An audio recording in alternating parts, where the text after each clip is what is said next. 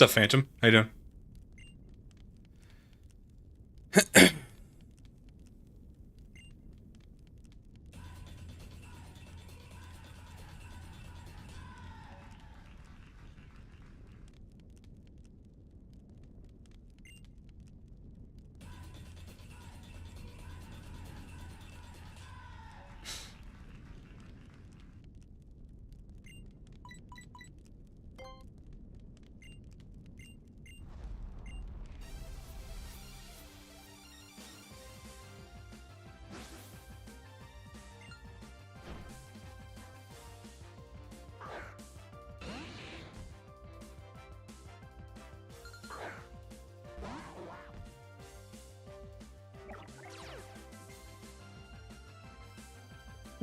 New phone? Was it necessity, or you just wanted to get something new?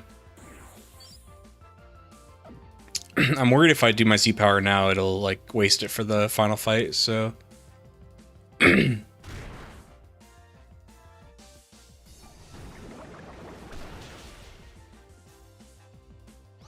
well, he just used pursuit, so I don't want to switch out.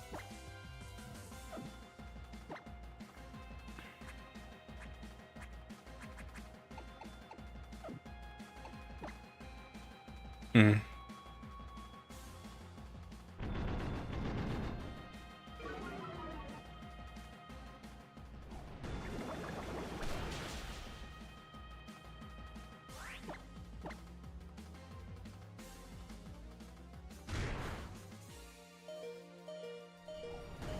Good job, Sidehook.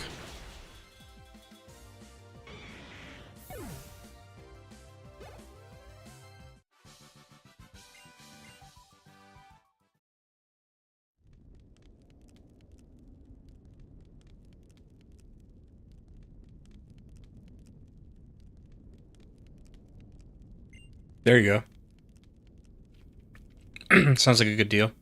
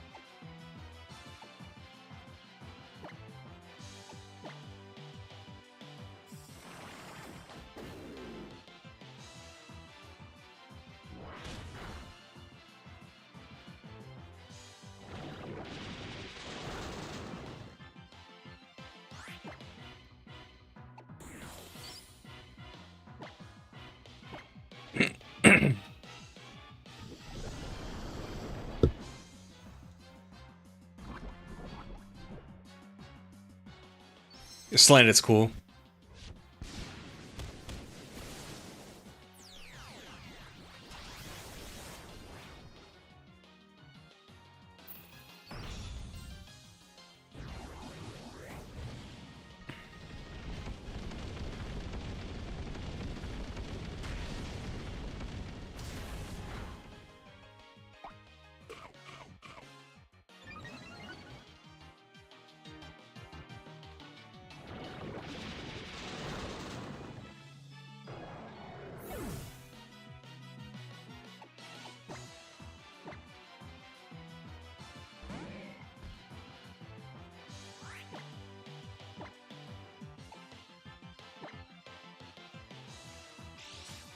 Oh, quick claw clutch. Wow, great job, Grimer.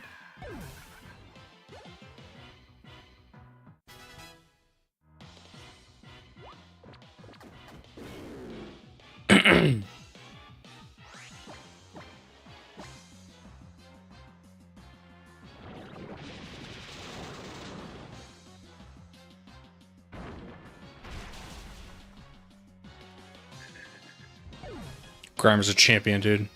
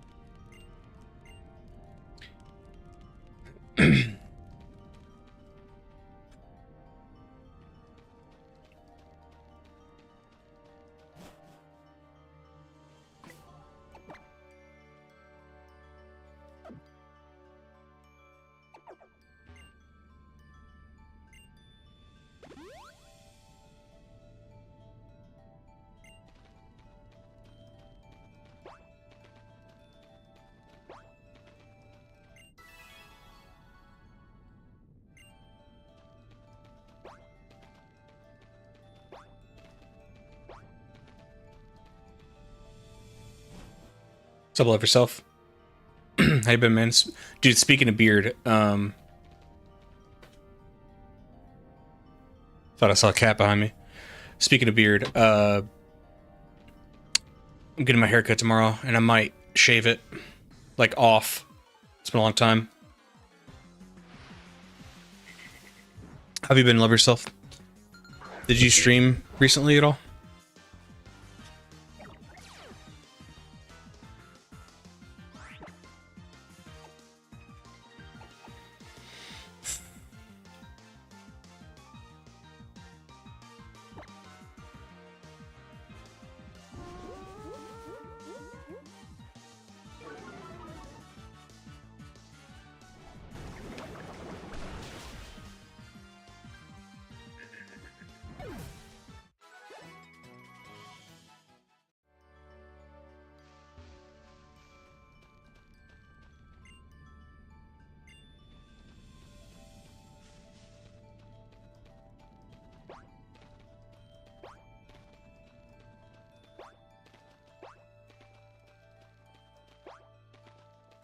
Nice. How'd that go?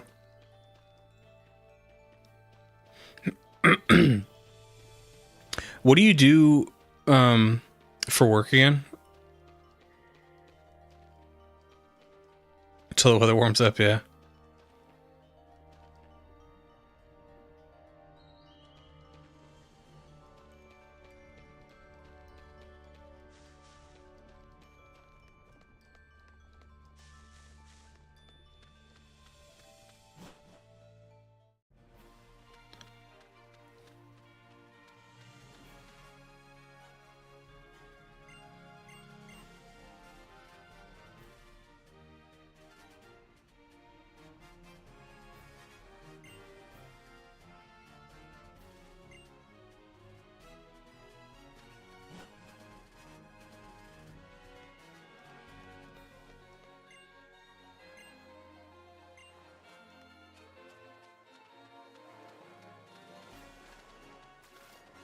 Shit.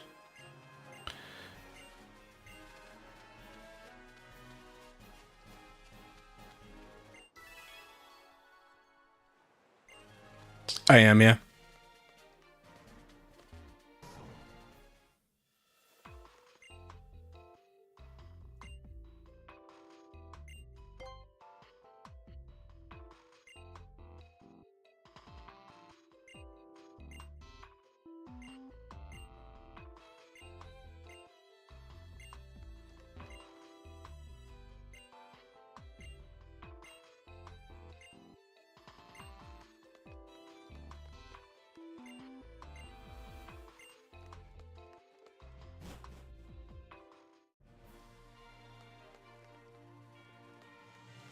Oh, okay.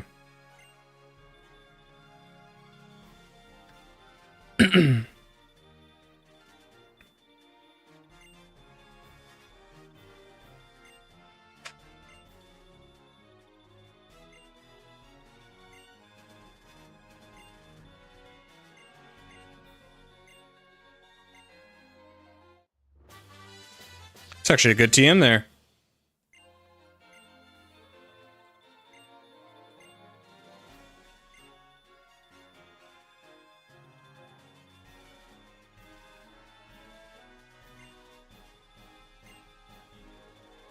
Phantom, that's such a cool setup, man. My buddy is gonna play Leaf Green, so I'm gonna play Fire Red, and I keep wrestling with what I want to do with like some kind of Pokedex completion video. I've still got it in my mind to like I don't know, it's a little bit redundant because I'd have to complete the Pokedex all over again for Gen 1 and 2, even though I have videos doing that, but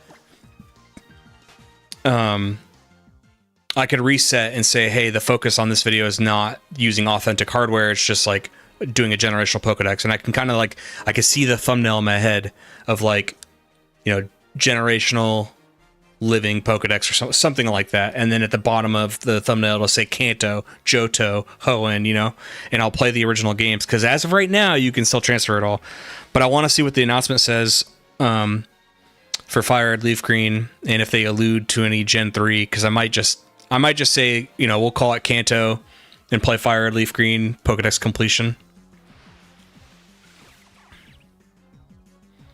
Anyway, so yeah, my buddy's going to be able to give me the ones I don't have, and I'll be able to try to complete the Pokedex, although still no Mew. Much harder to get Mew as a glitch in Fire Red Leaf Green. Although I do think it's possible.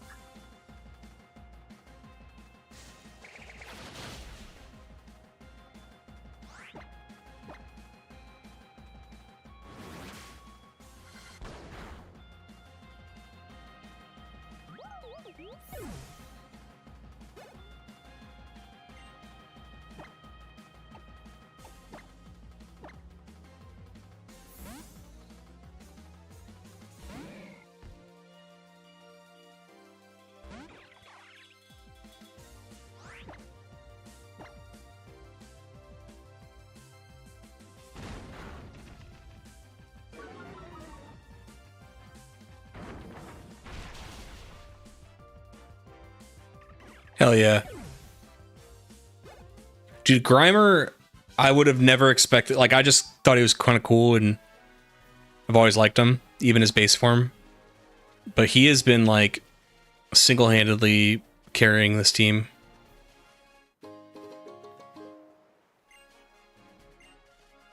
I guess to a degree, Salamence, too.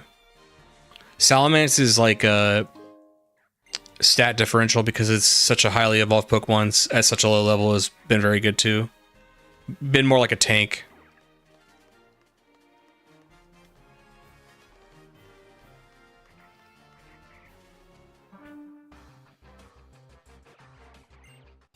Hard but fair.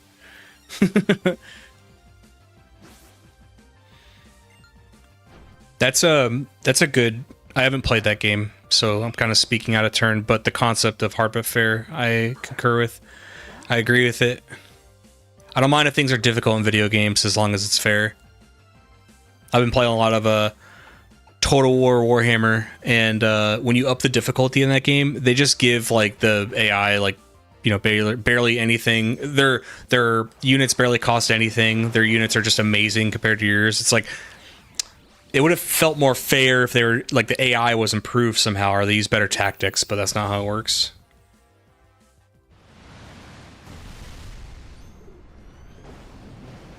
What's up, Wes?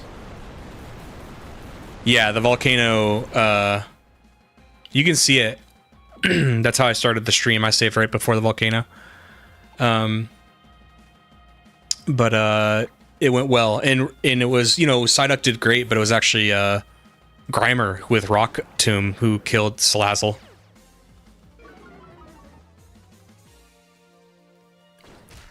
Despite me playing video games for a living, I also think I'm casual. Like, I don't need anything too crazy. There's some games where I'm like a little masochistic. For some reason, I like dungeons in Final Fantasy.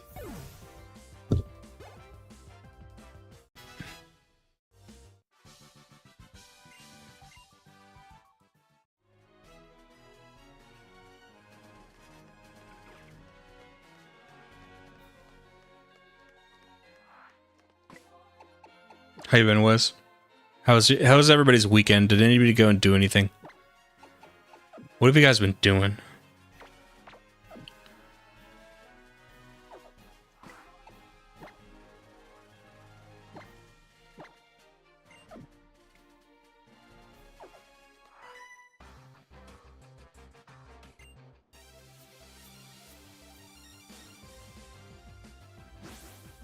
Same.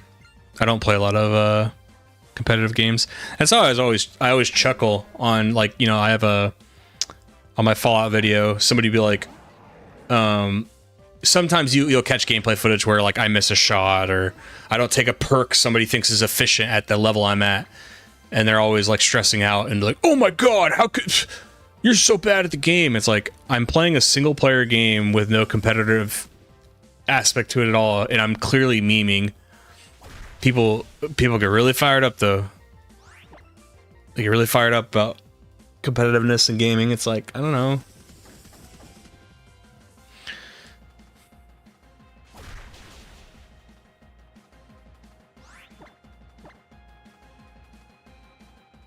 Poolside barbecue? Nice, man.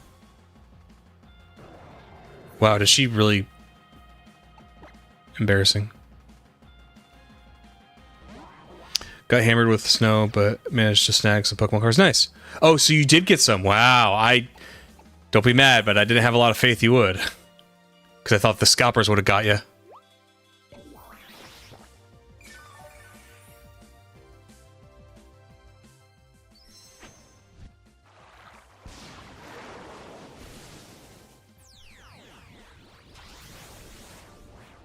You can go ahead with your predictions, but I might not put them up there. But you could state it for the record on stream, though. The predictions up on screen are my predictions.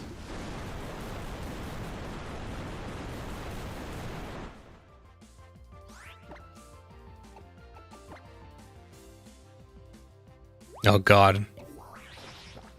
Johto nightmares all over again.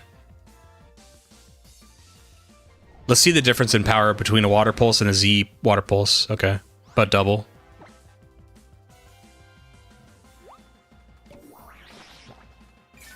Found a blister packs of Ascended Heroes. No Dragonite yet, though. I don't know what that means. I don't know anything about the TCG.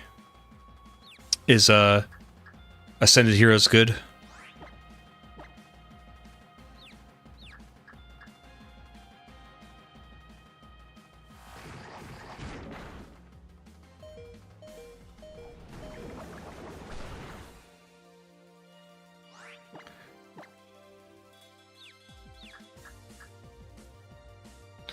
There is such anti-player bias in Pokemon, I swear to God.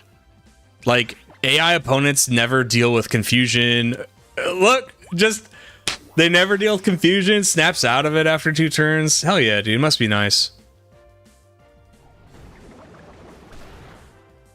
If I had luck like the AI in Pokemon games, I'd be a quadrillionaire from winning the lotto so much. Look at this! 3 checks, none. None. Nice.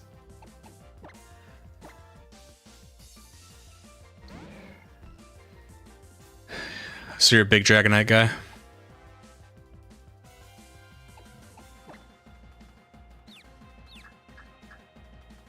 Four confusion checks. Incredible.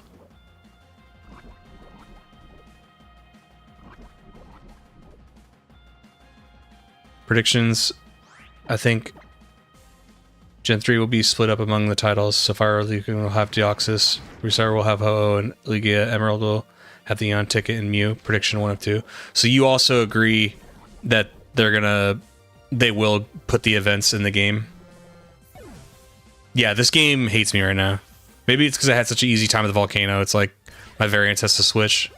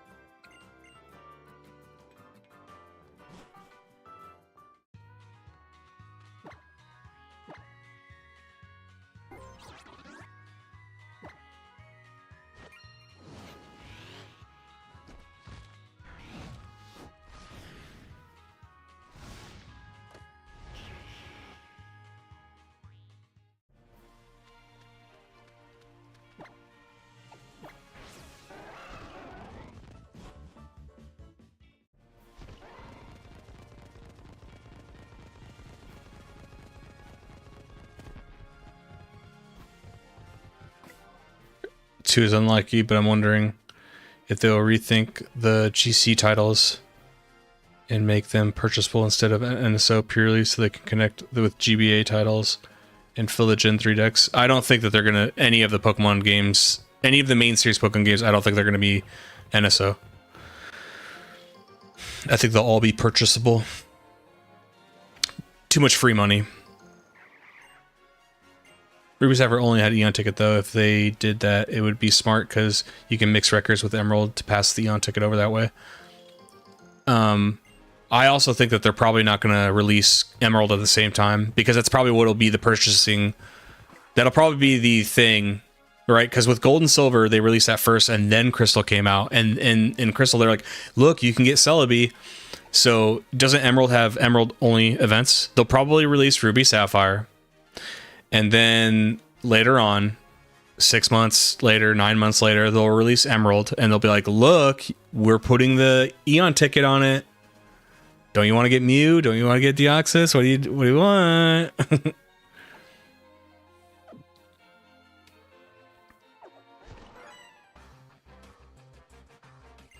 You have to, guys, we have to put on our corporate caps and think shrewdly.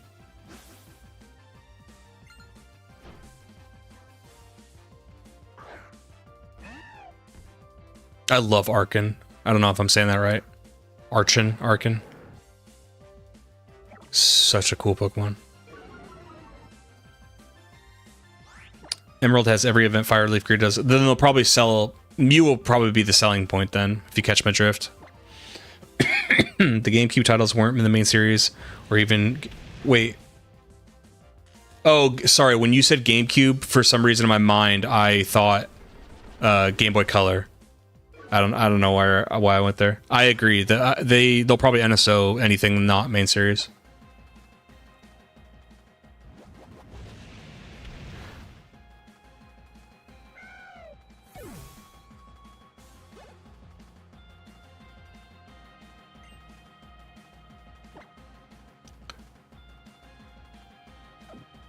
I'm not saying it's not possible. I certainly think it's possible. But I don't think they'll go as far as make GameCube games compatible with home, even though I think that's extremely fucking cool. It would be awesome.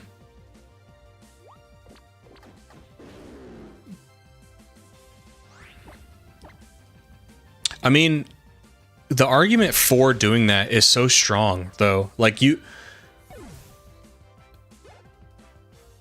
how much would it really cost to have an intern make some system where you could trade with, or you could send stuff to home, right? How hard would that be? And then a game that you've already paid for and developed 20 plus years ago gets a resurgence in sales because you spent a couple $1,000s to make a system communicate between GameCube and GameCube Virtual Console and the home app. I don't know. It sounds like free money.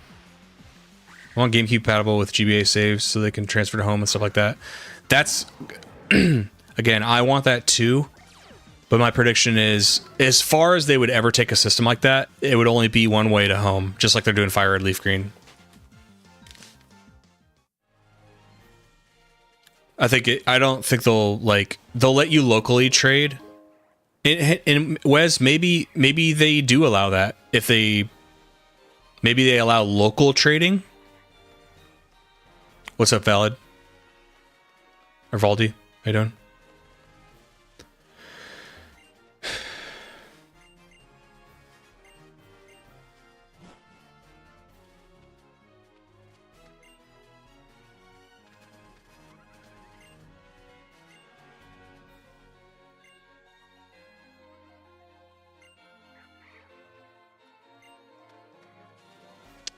So hold on. This guy talks about a dream park. Is in the post game, does that become a thing in this game?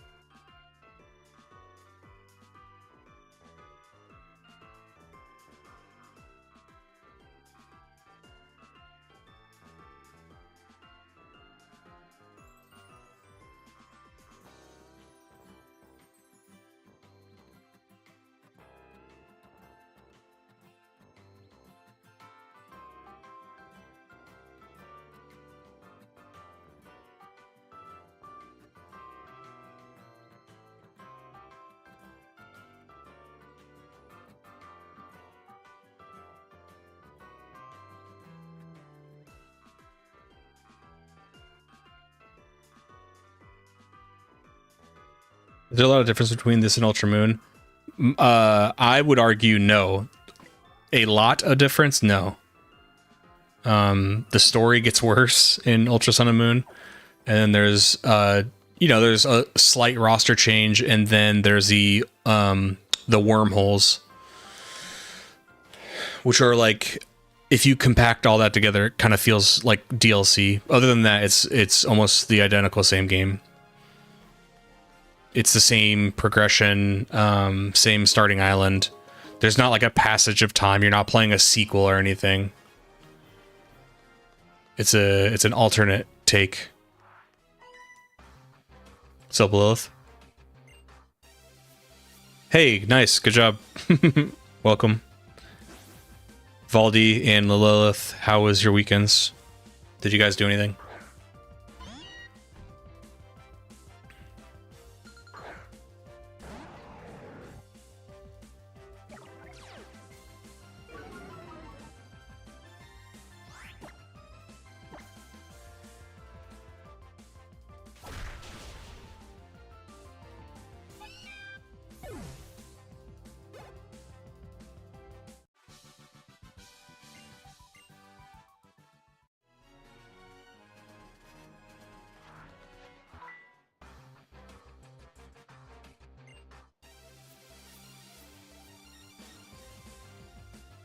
You're jobless. How long has that been going on?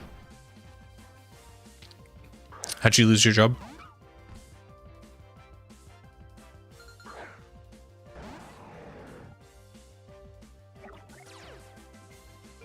I know this is really random, but I've been looking into visiting and or daydreaming about moving to Japan. I heard it's been like, it's like super cheap compared to America now. And I can live at the heart of where everything I love is from. And I do YouTube, so it doesn't matter where I live. I'd have to visit first, though. Hey, this guy. Get out. Why are you here?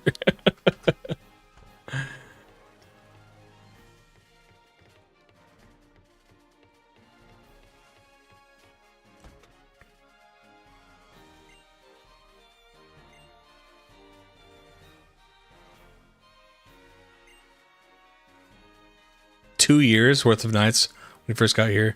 Though he's not so free with cash now as he used to be. Seems like Team Skull doesn't pay well enough to live off of.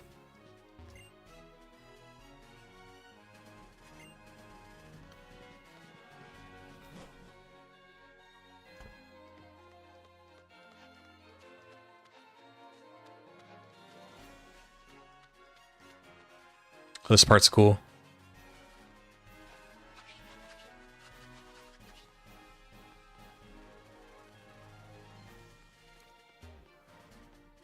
I forgot how to catch this thing.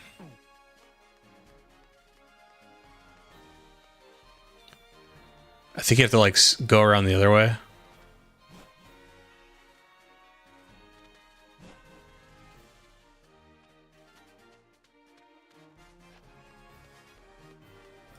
Oh, I need a Sharpedo.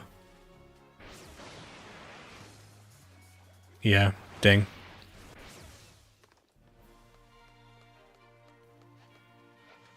Wait. Do I?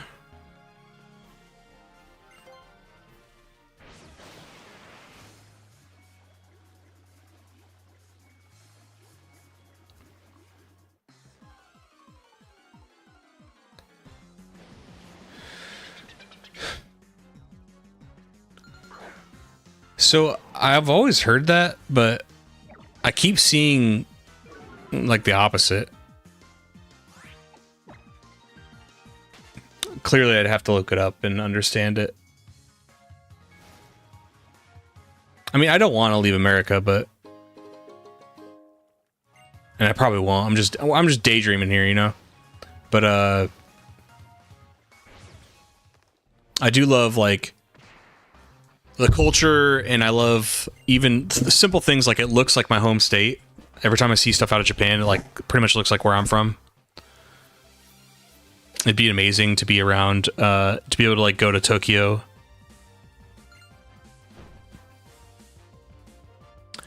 Yeah, I don't know what the YouTube message thing is about.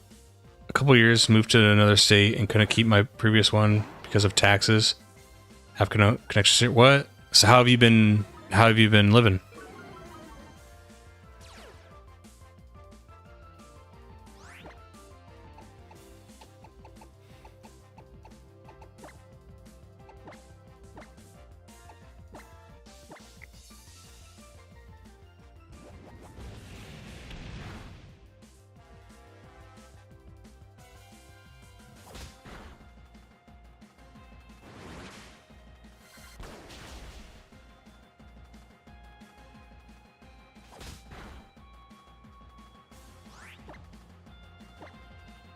Oh, living with family. What's the plan?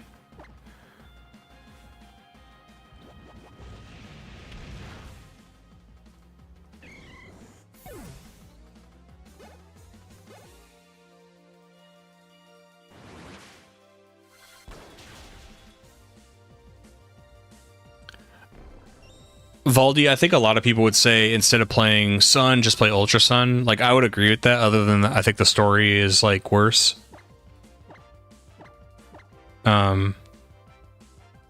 But yes, the minor gameplay features that are added would make it better than Sun and Moon.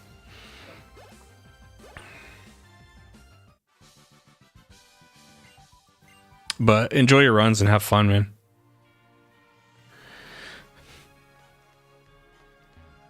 Hell if you know. Well, good luck.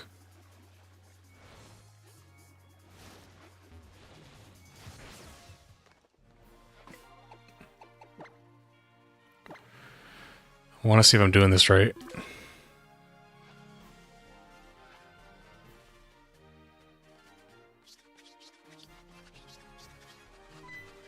Nice.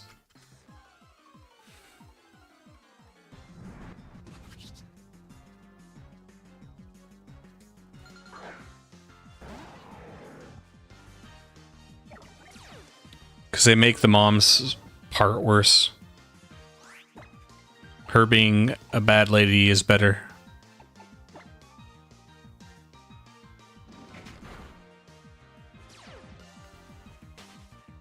Oh my god. Forgot about Wimp Out. It's okay.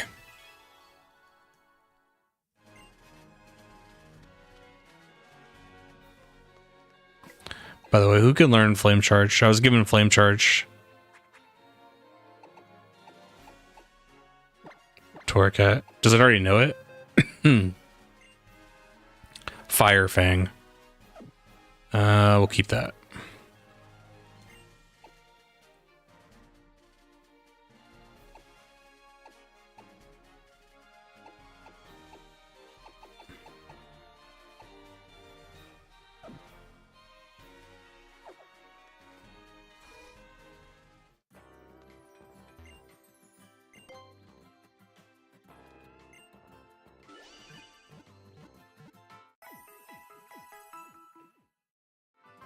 Yeah, in Ultra Sun and so, well, it's hazy for me too. But from what I can remember, is like she's kind of like the big bad throughout the story, and it's why her kids are like driven to kind of leave her side. And I thought that's actually pretty interesting.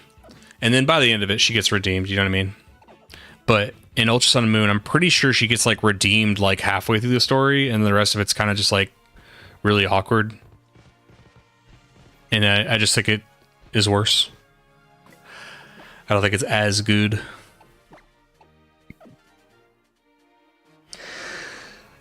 Just remember thinking that was the only thing I thought was interesting about the story, and they changed that part. Not a prediction necessarily, but any spin-offs we'd like to see get a new entry or a remake. New entry or remake.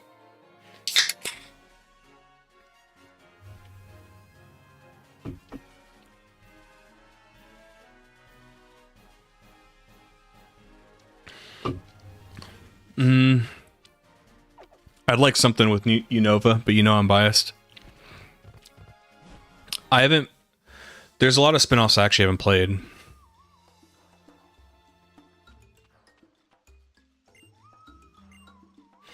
Like people often ask me to play the Mystery Dungeon games. I haven't tried those yet, but that's coming soon because I planned on taking a pretty decent break from the main series Pokemon games after this video. Not a break from Pokemon, but just from the main series games. So, you know, I'll get back to doing, I'll do some spin-offs, maybe more challenge videos. I still want that elusive. Listen, I want nothing more than like Stadium and like Coliseum and XD and all that to have home compatibility from NSO. Because I would love nothing more than to get Amnesia Psyduck, earn it, and then send it up. Even if like it can't keep Amnesia, I don't care. Just having the video and knowing I did it, and then sending the Psyduck itself up would be enough for me.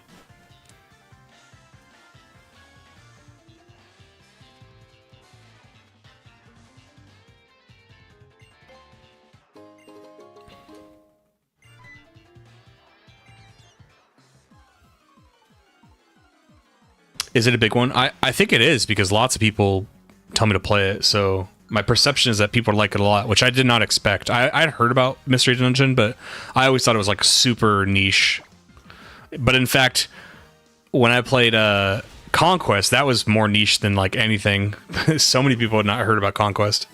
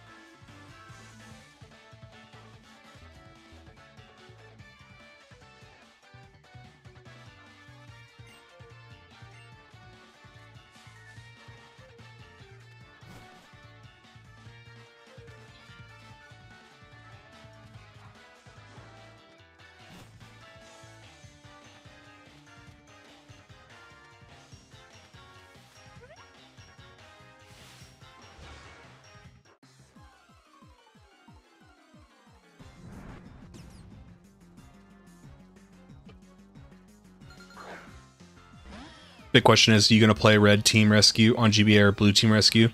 Thank you so much for asking me that, because I don't know. Aren't they the same game, but one's for Game Boy Color, or sorry, one's for GBA and one's for DS? So I don't know. What do I do?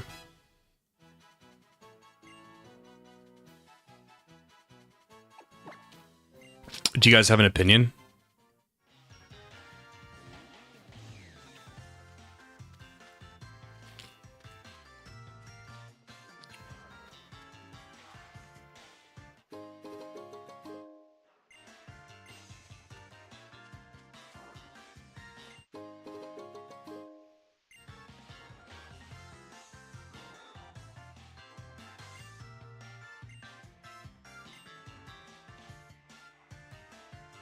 Yeah, the no guard fissure thing. I remember that. I remember like because you could. Yeah. You could get that, and they changed it once it went to home, right, or something like that. That's another thing I want to do. Wes, I don't think you were here in the very beginning, so I'll cover it again. But this generational Pokedex thing, because like I already did a Gen 1 and 2 video, but the whole gimmick for those videos was doing it on original hardware. Now this generational Pokedex thing is like, it's a really great idea, and I just hope that people would still, who have watched my other stuff, would still at least try watching that. And what I'm referring to is getting Pokemon from their actual original games and sending it all to home. And in my own rules, I count ports. So as long as they're all, I just want it all legit. Like, I don't want to transfer saves and do anything like that. Like, I want to do it through a means that Nintendo provides. So currently, they, if I were to get this modded, I'm talking in the context of a video, by the way. If I get this soft modded, like I'm trying to with Marie, she can make it so I have the Virtual Console games on my hard modded DS, so I can capture the footage. I can do Gen 1 and 2 again. And they could be short videos. Those ones don't have to be crazy, because I kind of already did that same thing. So like maybe they could be like, 15-minute, 20-minute videos.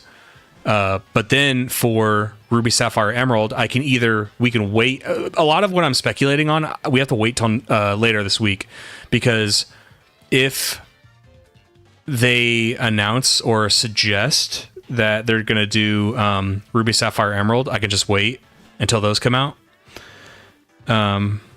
for Switch. But then the worry becomes, okay, do they plan to do the DS games? Because if they do, I can continue the series as the DS games come out.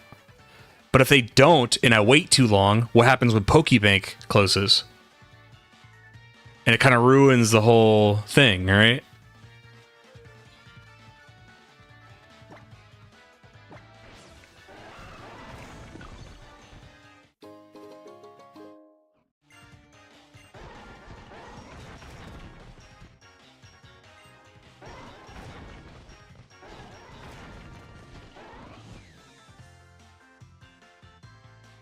You enjoyed Red just fine. Are they like basically the same game? That's the big thing. Is like, if they're exactly the same, I don't feel it doesn't feel necessary to play both. But which one do you play? You know what I mean? Do you think like the DS version would be considered a more definitive version?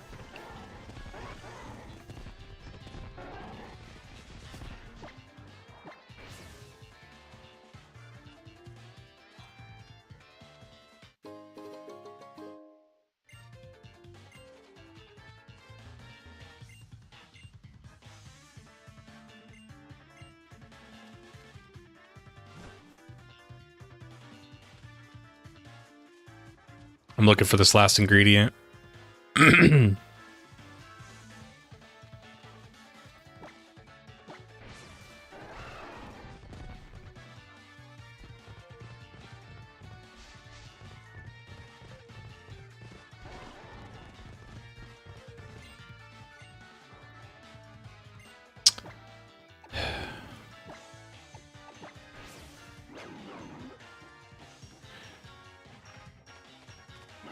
The thing with Stoutland is, like, I understand he can find things. Oh. But you have to walk like this the whole time.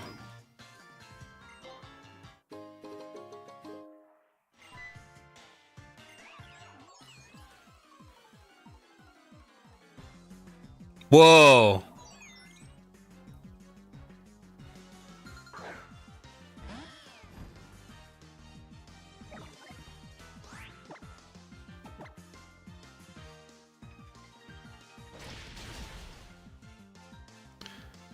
All right, since it survived, I'm going to try to catch it.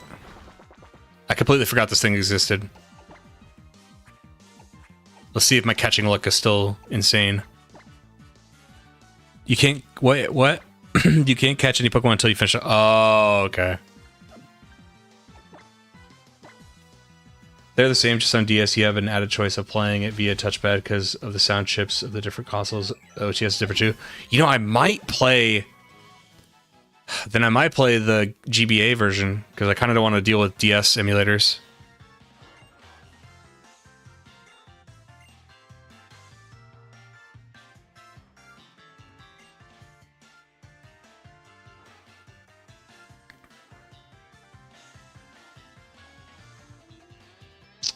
I almost would... Maybe I should play... I kind of don't want to deal with that extra stuff. I can mention it in the video, but... maybe I just play the red version for, what was it, GBA?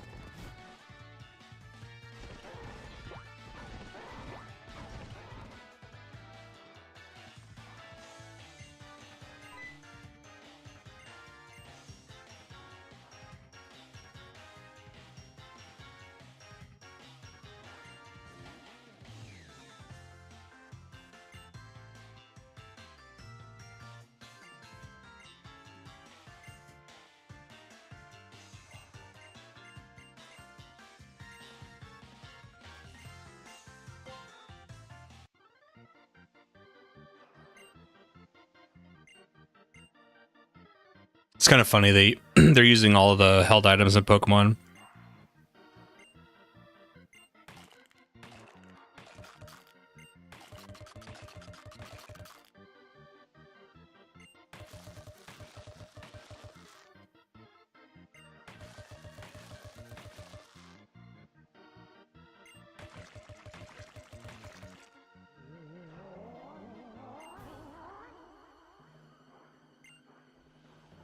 Oh my god. Oh my god!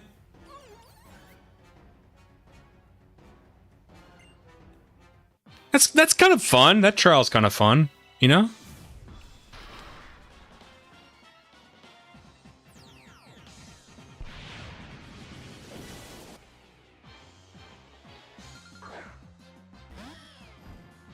Dude, I forgot to put the Fire Z on Torcat.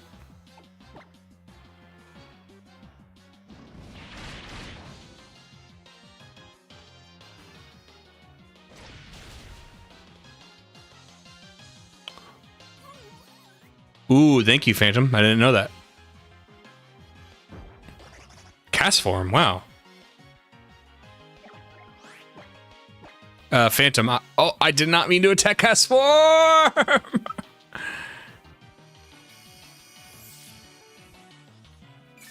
I guess it didn't matter. I think Synthesis heals him entirely. Sunny day? I think I will.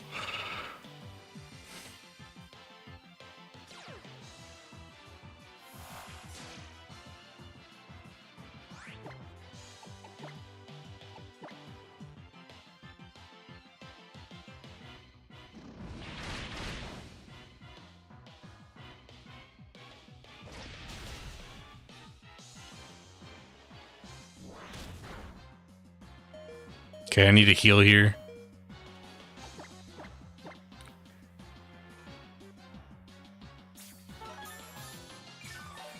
A game without excessive hand-holding and trial sounds fun, I agree.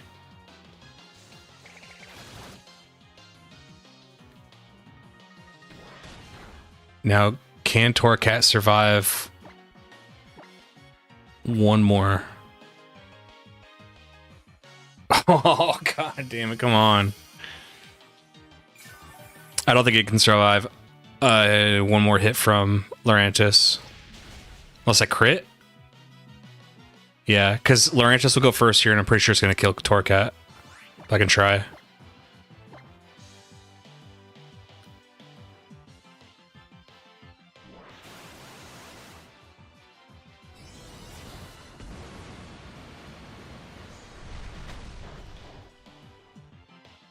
Pretty powerful for a resistant attack, but okay.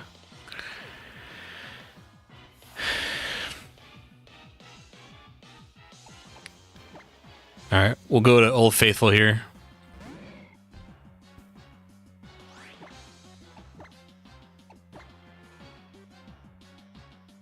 Yeah, Solar Blade just kicked my ass.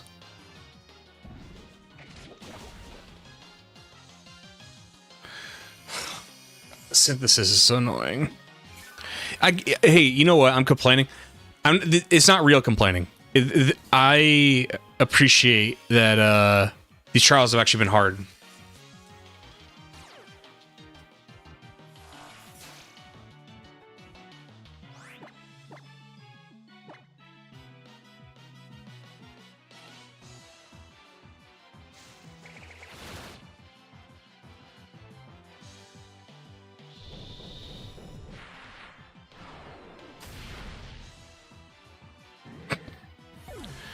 What a joke.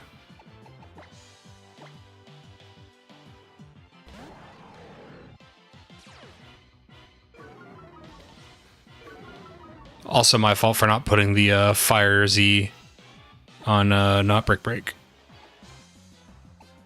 I guess he had Brick Break. Damn it.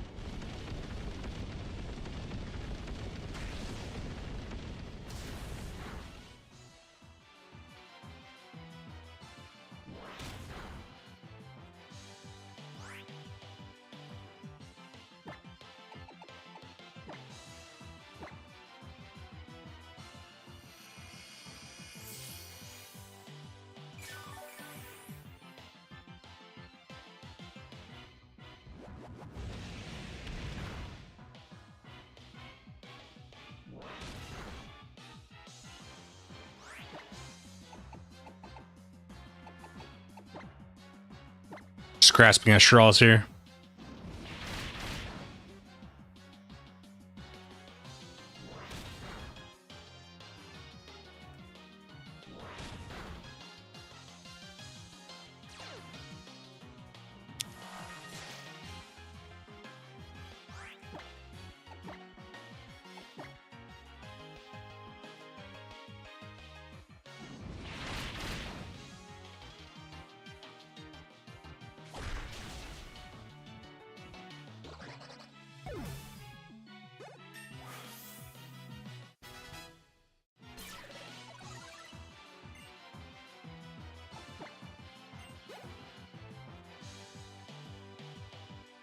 Oh my god, immediately.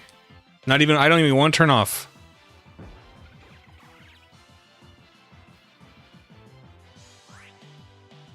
Thank you, Phantom. No, we're sucking it up. Now, I still might lose, but that's fine. We won't reset.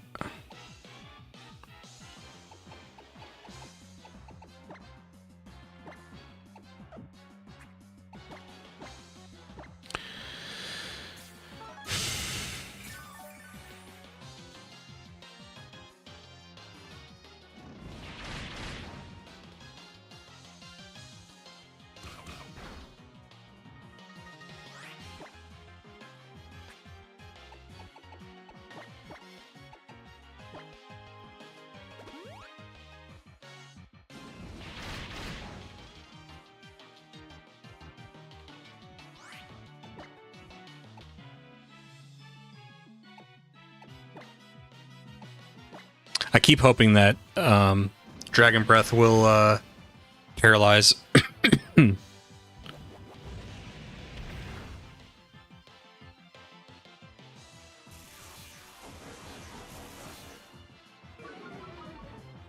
Oh, defense? Okay, I'm gonna switch out. I'm gonna just sacrifice Psyduck.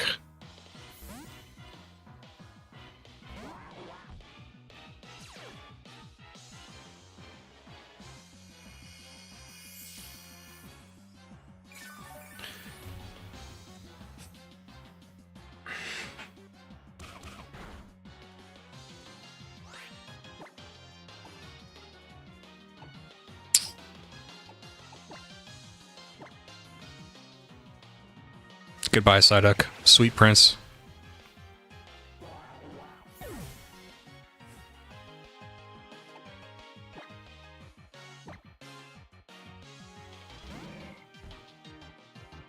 I wonder if I have any battle items for defense. No, but I have attack. Maybe I do that.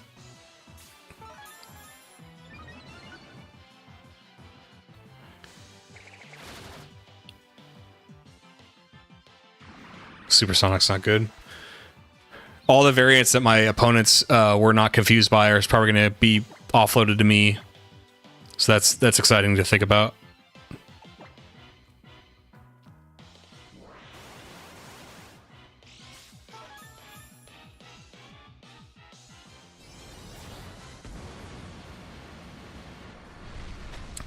Is Power Herb a one-use move?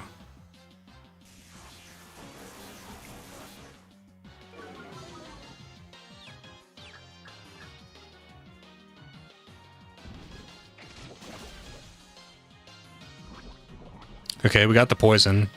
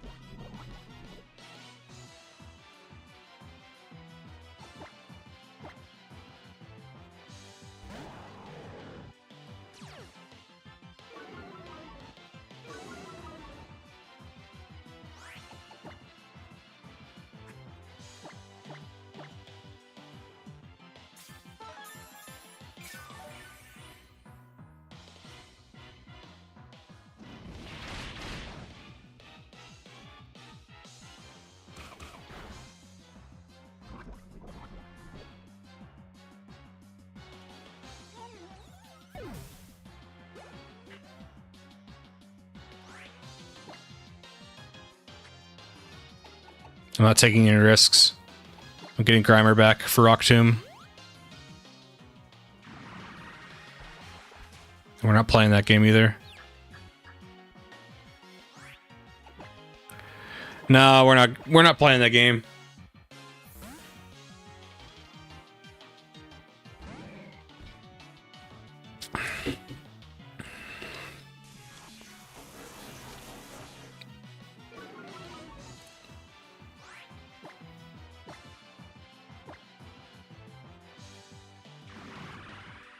We might have to play that game.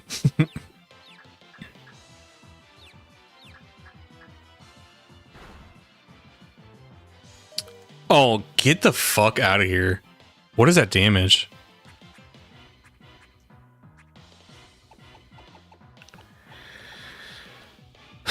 Yeah.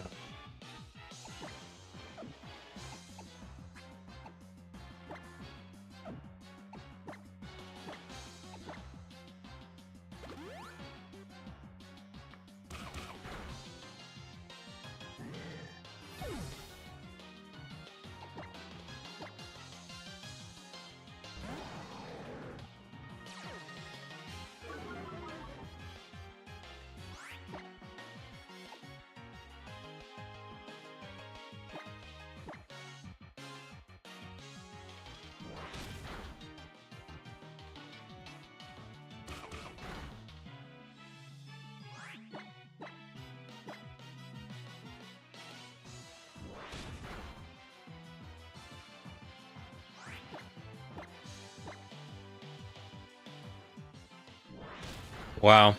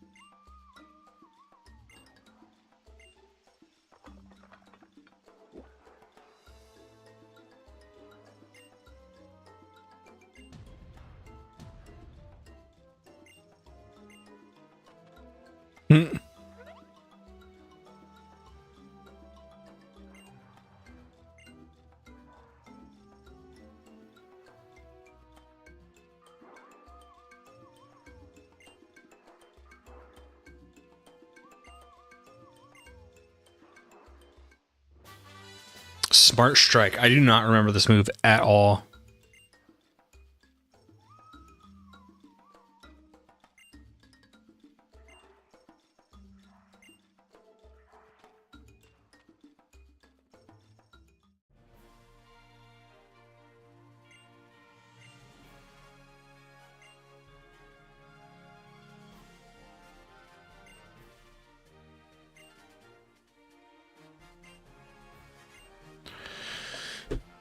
I guess he brings up a good point. What kind of Pokemon are in the Lush Garden?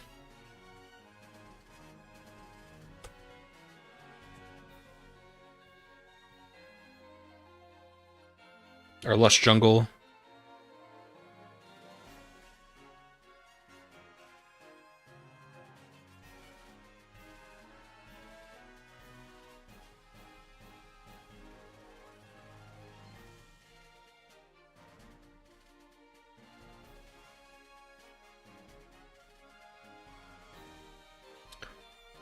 Oh, a Passimian? Oh, he's just fighting.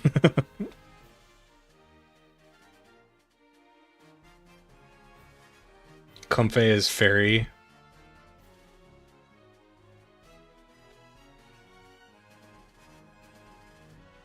It learns grass moves.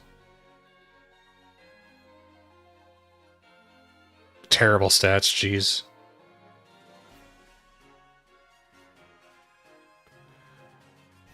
What level is it?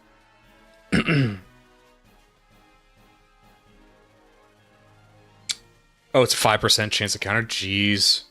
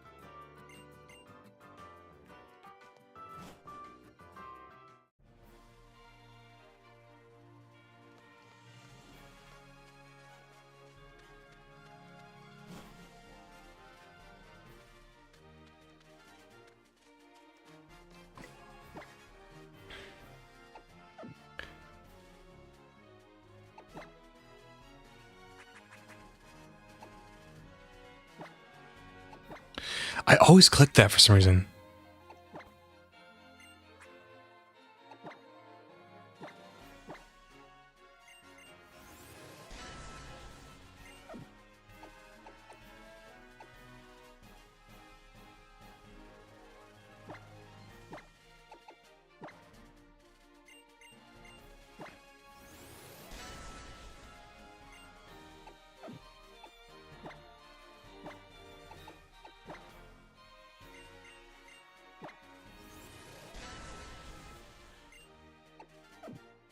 I didn't even check what Grimer actually knows for normal type. I don't even think he knows an attacking move. And I kind of do like him having a Quick Claw.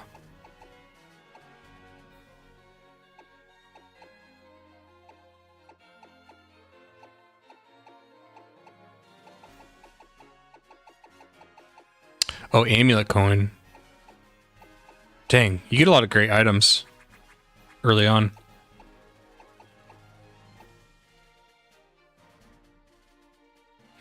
I do need a grass type, but I'm not sure which one I'd want. North area, cave, central and north area.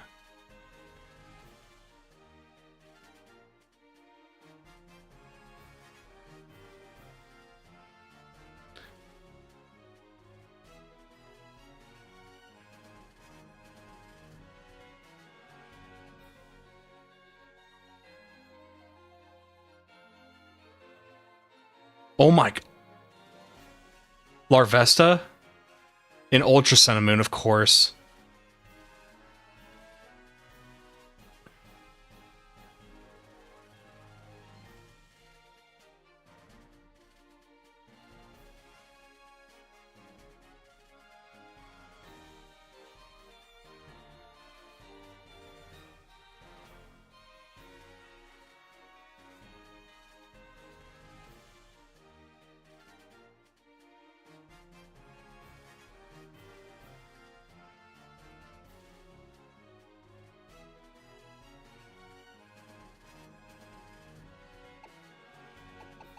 I don't know, I guess rock types are weak to water too.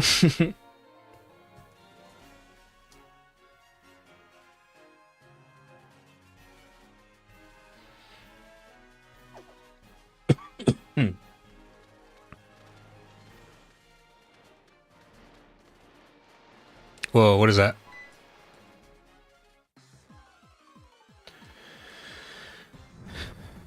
Alolan Diglett.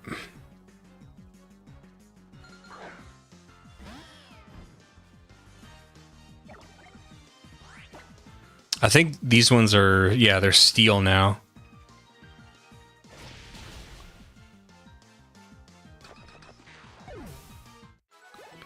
Sorry, old friend.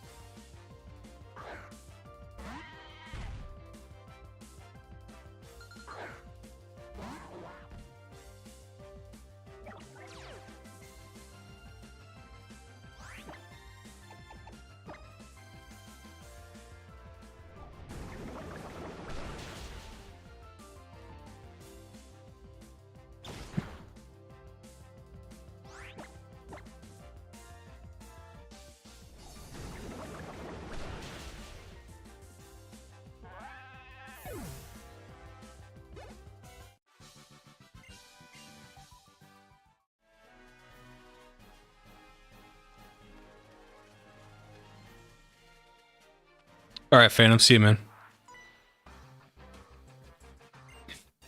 Thanks for hanging out today.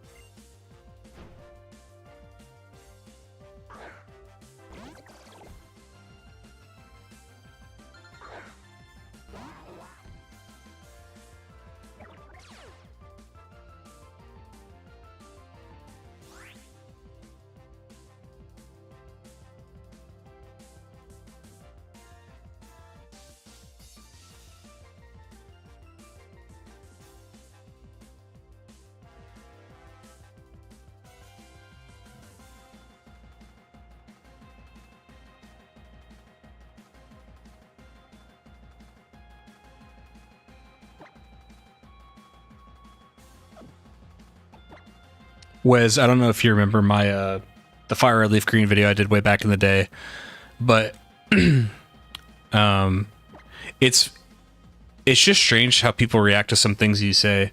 Like in that video, I talk about how, like, again, this is 20 years ago, and I think I say my age. I think I'm like 13 or something. And I say that, like, I'm talking about very normal stuff that kids deal with, and I was like, oh, like, I was getting into other stuff. In that video, I talk about, not even that I didn't like Pokemon anymore, I just said I was getting into other stuff like Yu-Gi-Oh! And Halo. And, there's been a surge in the views on that video. And a lot of great, nice comments, but a few of them are, like, they take huge issue with stuff that happened when I was a kid. They're like, oh, so you, like, quit on Pokemon? Like, oh, and then you want to come back and start talking about it now? Jumping on the bandwagon. It's like, this... like... I was like 13, like, and all I said was I was playing other stuff. Like, what the fuck? Gatekeeping 20-year-old Pokemon games is crazy.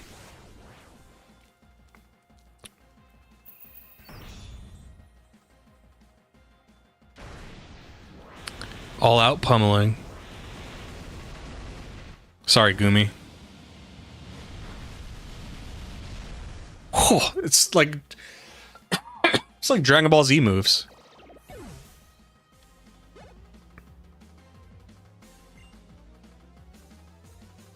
Oh, you had another one? Huh.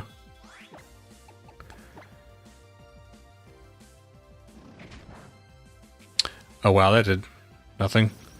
I think I misunderstood what Fairy was weak to.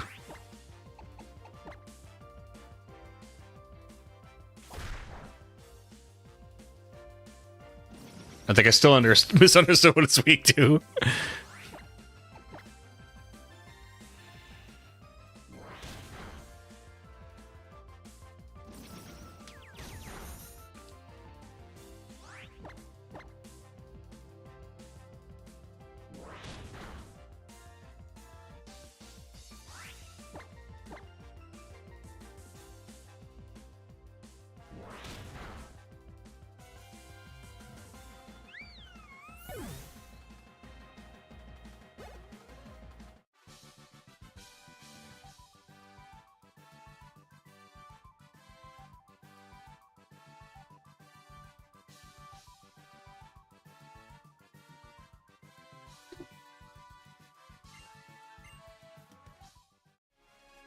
If you weren't around back then, you wouldn't know Yu-Gi-Oh! And Halo was peak early mid 2000s. Yeah.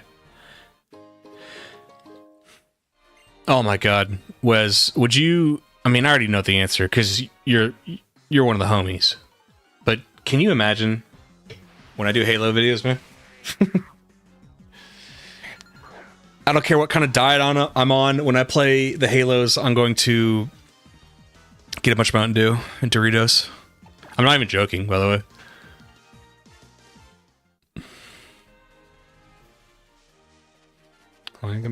Gotta get my new Seahawks championship hoodie.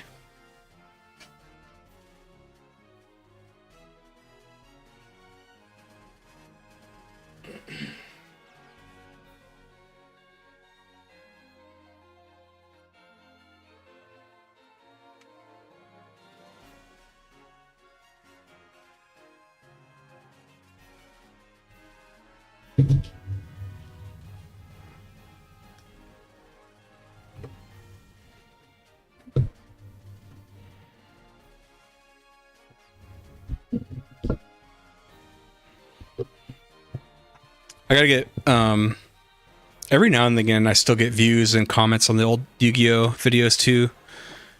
I gotta get back into that. I think you never, oh wow, so hold on, you just like liked it from afar? So that, you know, that's kind of like me with Final Fantasy. Like, I never got into the games growing up, but like, you know, I'd like look up lore videos and watch other people play it, watch Let's Plays and stuff. I love a charger bug.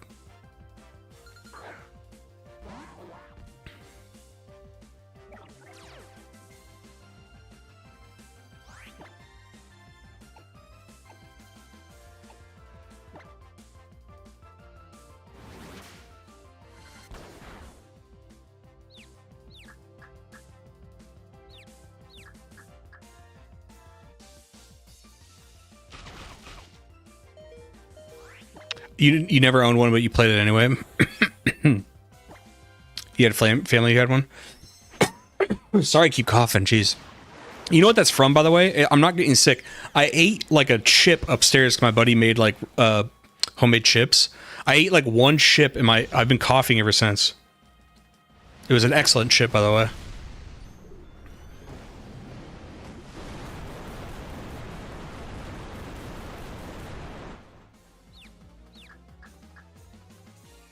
Am I gonna see at all today? Am I gonna see one time that the CPU hits itself on confusion? One time? One time?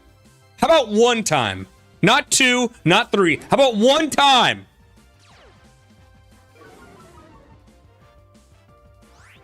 You own a 360 now? Sick. 360 era? Oh. To see how far Microsoft has fallen too, like, I'm not even fully convinced with the shakeup of management that they're. I'm still like convinced that they're not even going to try to do consoles anymore. They're in such like a terrible like. If they do survive, I don't think it's any exaggeration to say Xbox is like, it can never get worse than this. If they survive, it'll never be as bad as it is right now. The OG Xbox didn't catch on here. 360 did, though. I've played my fair share of Gears of War as sleepovers. Hell yeah. Yeah, Xbox, I don't know how if it got picked up in Europe either. Because, like, you're 2 degrees away. Like, not only are you're not America, but you're also not, you know, like Western Europe. You're South Africa. So, like, I can only imagine, like, the degrees of separation of things coming to your country. Back then, not as much anymore. Today, you could just order anything you want. In America, the Xbox was huge. And then as a Washington State boy, Microsoft is local, and their employees would leak information like crazy. And I know that because my mom had friends that worked at Microsoft. They weren't developers. They were like, I think they were like, this is before, by the way, this is so long ago. I think her friends worked at like the call centers at Microsoft, but it was still in the States. They hadn't outsourced it to India and stuff yet. So I think they were like human resources and call center people. And I remember them telling me, they're like, dude, you got to get because I remember like it was yesterday, we were at a Mexican restaurant named Ixtapa. And when I was telling my mom I wanted the GameCube, her friends were like, no, you should get the Xbox. And I wanted to be like cool. And they also made it seem really cool. They're like, there's this game. It's gonna be called Halo. And I was like, what? And that's how I abandoned Nintendo and became an Xbox boy. I was an Xbox boy until the reveal of the Xbox One, when that guy Don Matrix spit in my face, in the face of many people. Anyway, yes, the original Xbox was pretty much only big in America. Like to this day. I'd be surprised if they sold 2 Xboxes in Japan.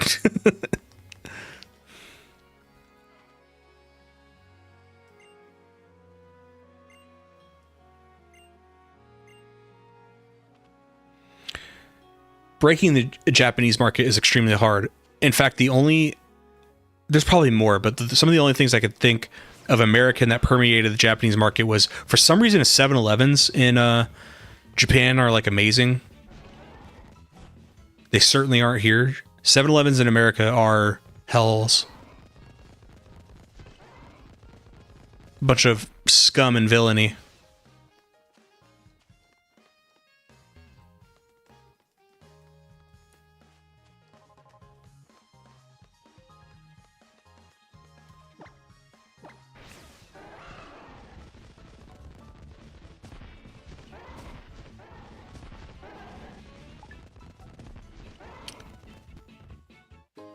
Fable ruled, dude.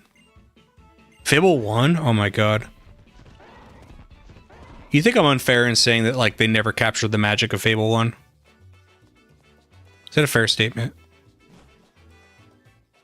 I never played 2 and 3, to be honest, but whenever I've seen them, I'm like, this doesn't feel right at all.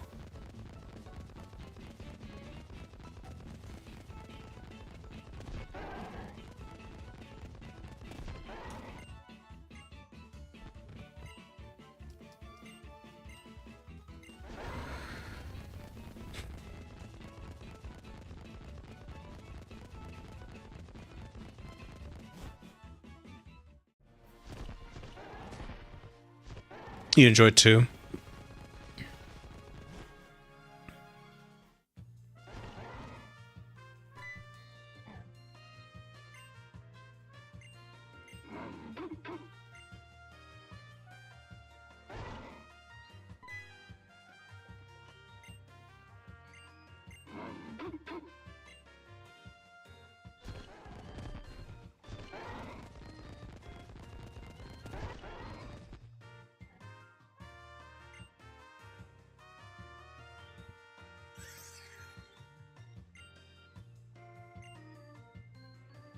Overinvesting Connect later half of the 360 run. They then completely poop their pants with the Xbox One Connect required initially, along with all the other BS. Yeah, the Connect thing was very annoying because it just wasn't the right time. And still, look how much. Yes, VR is a thing, but like, there's that intermediary period with the Connect where just people were interested in it. It came off like a gimmick. I don't use VR because I get horrible motion sickness, but I'm a believer in it, and I think it's only going to get better and better. Not to say, I mean, the Kinect wasn't like VR, but just that the medium was not something people were very interested in it, and they try to force it on you. I feel like anytime you try to force the market into something, it just doesn't work.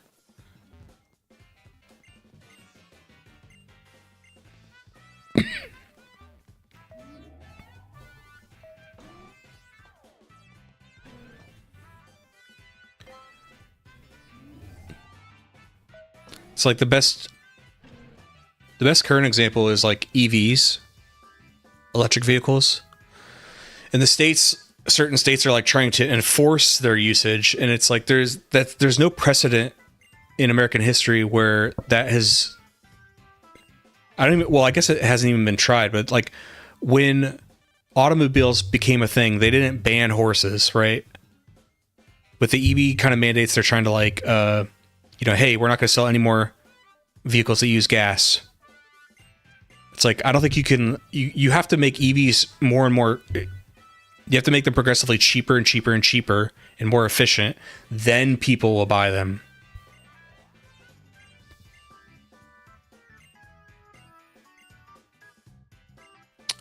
When the automobile became, affordable to a common audience, then they stopped buying horses because horses became expensive to feed a horse and, have a vet and get their horseshoes taken care of and maintained. And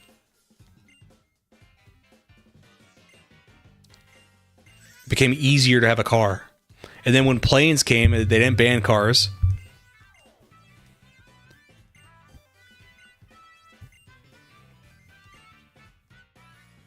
Connect was fun with friends.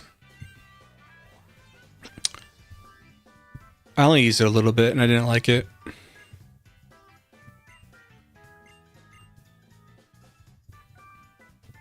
Beat Saber. Well, that was a popular one, wasn't it?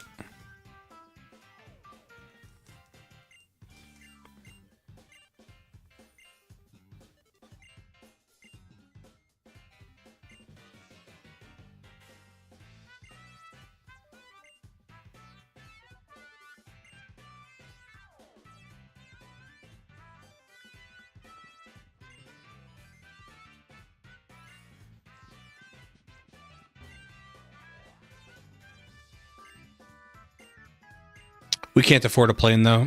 What I mean is that the point was, as new developments in transportation came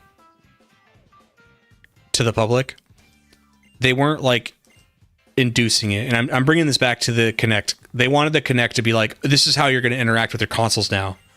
It's like you can't force people to do that. They have to want to do it.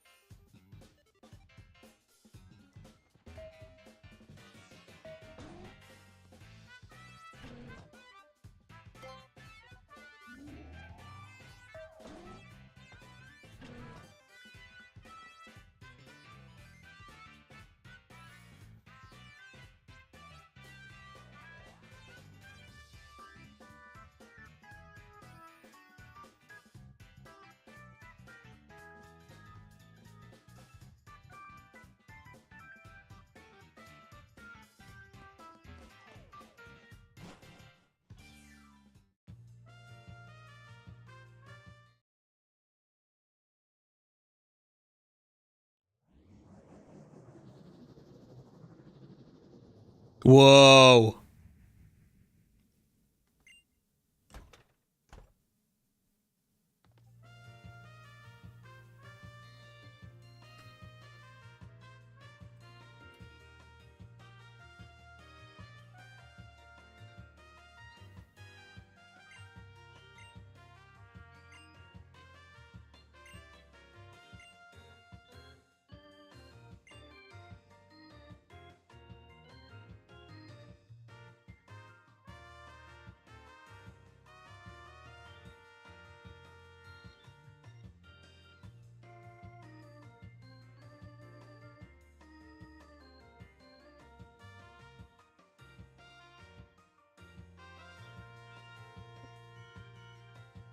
It's like the smart appliances they keep making now. Dude, I don't need my washer to be able to play YouTube, just clean the clothes.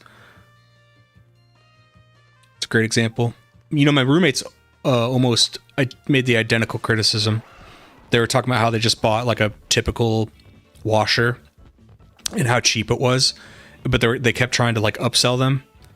And, you know, it had all these knickknacks. I could like, there was an app and all this stuff, and they're like, no. And so they got a super cheap, amazing, works great washer.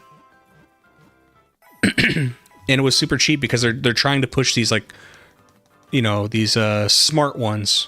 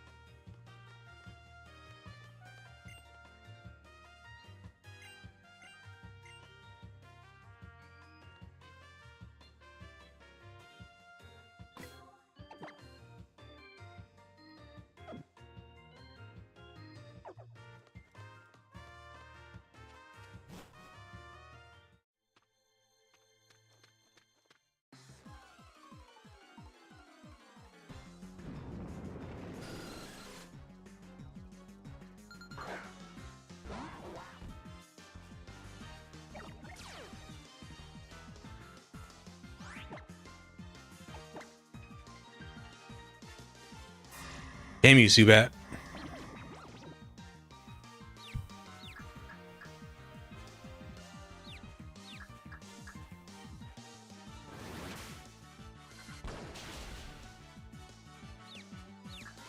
Yeah, how do you like being confused?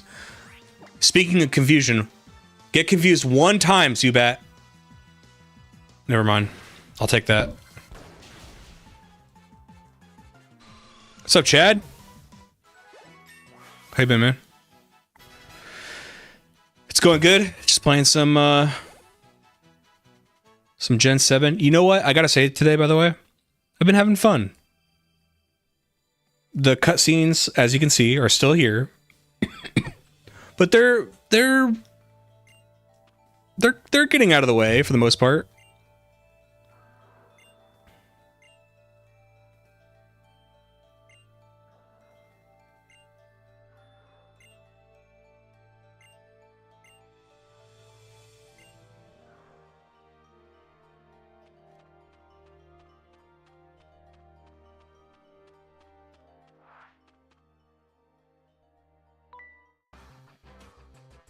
Chad, what did you do over the weekend?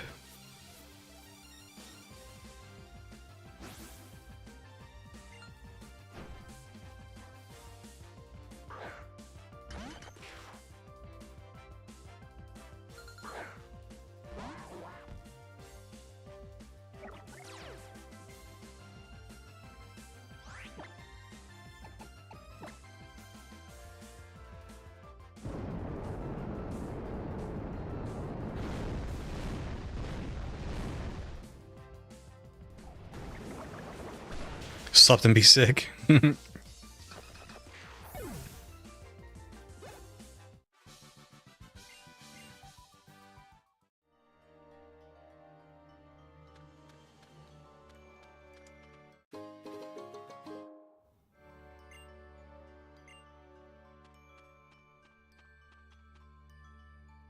Which game?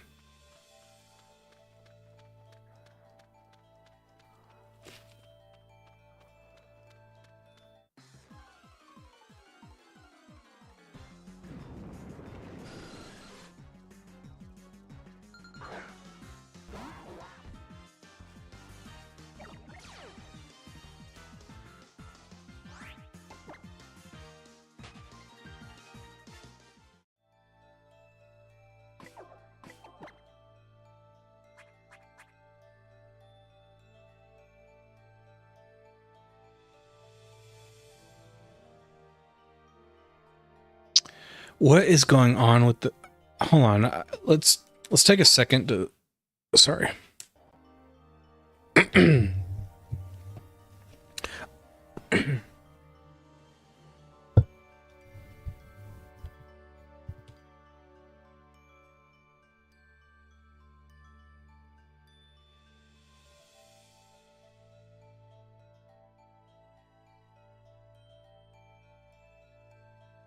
Okay, so this is not an issue just I'm dealing with. There's Reddit posts about this.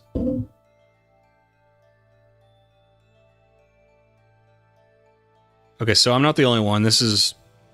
People have been mentioning this.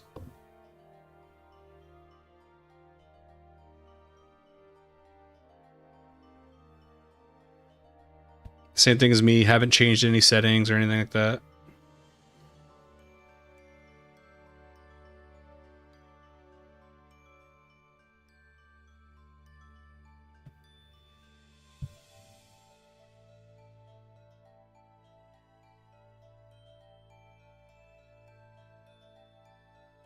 Yeah, I'm not sure. But this post is exactly the same. I haven't changed any settings. Random messages are getting blocked with no like reason, nothing to do with swearing or anything like that, or blocked terms, and the messages that don't go through are just random. And then other people replied saying the same thing. So I don't know what to do.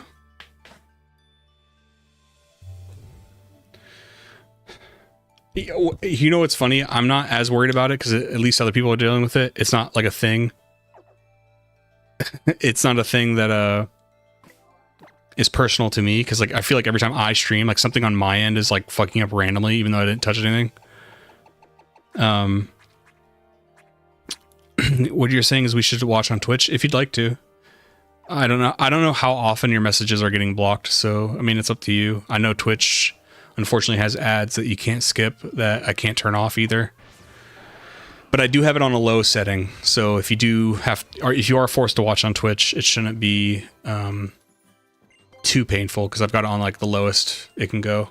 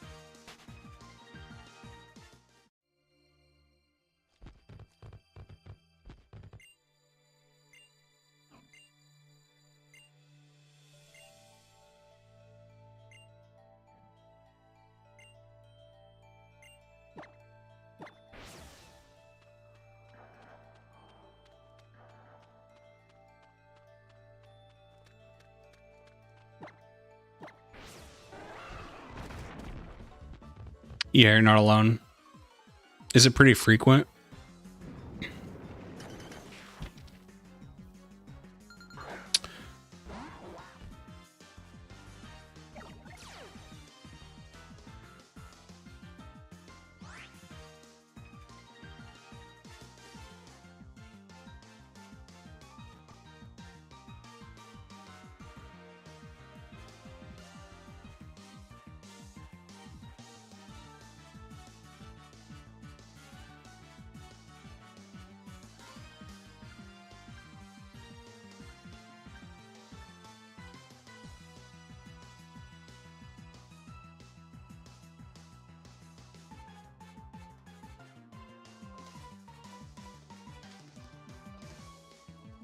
Yeah, it's ridiculous. I think technically I see some of it, but I'm talking like literal, like a penny or something. And I've always said I'd rather just have the option to turn it off. And you used to be able to. When I first started streaming way back in like 2019, 2020, you could just turn off ads. But, you know, Twitch is a sinking ship, so they've got to gouge you on their way down.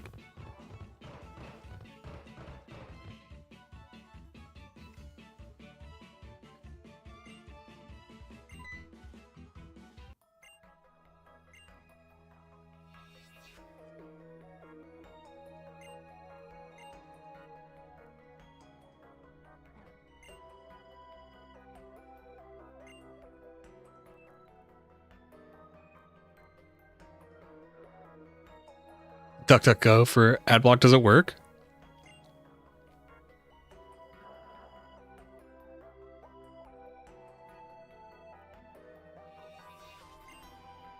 Okay.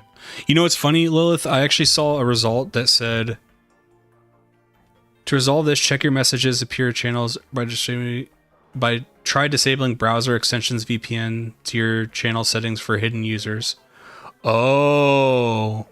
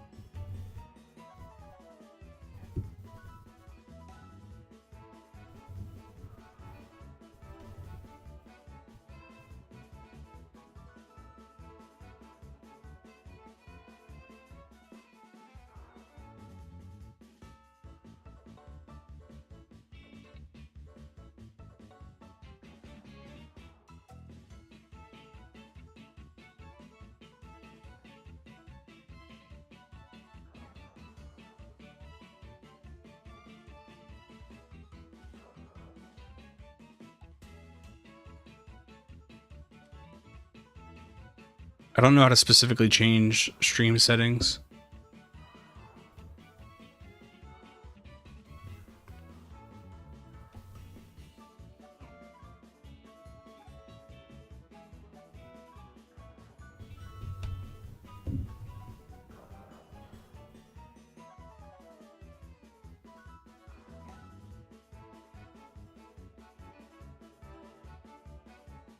Oh, never mind. That's for it. That's for if I hide users.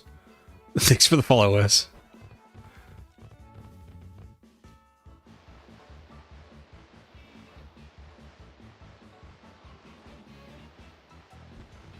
You're so still. Sorry.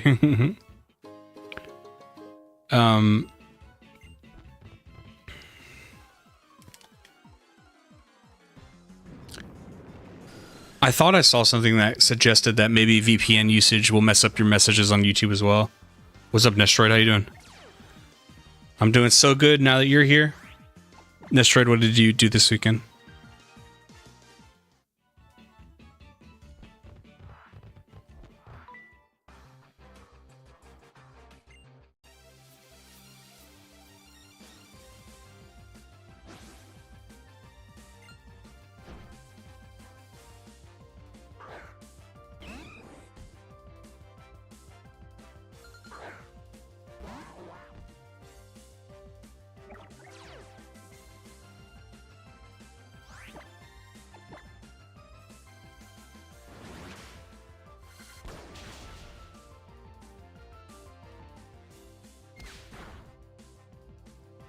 Twitch is better.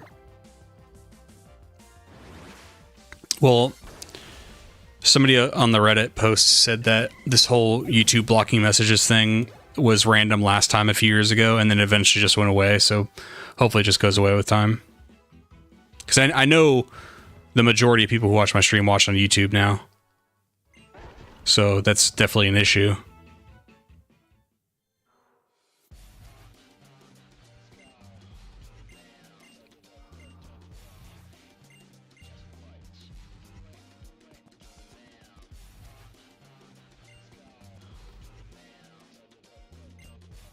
Finicky with the chat. Okay, yeah. I'm not sure.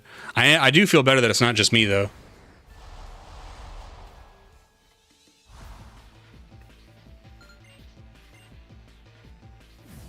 Need the VIP badge.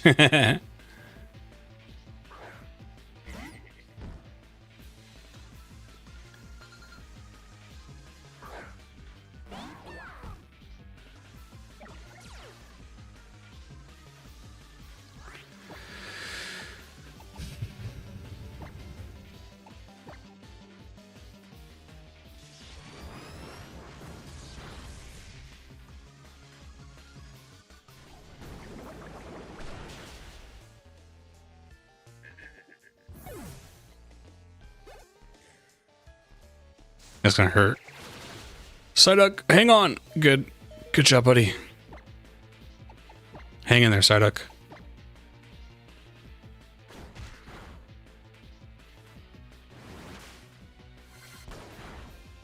Nope.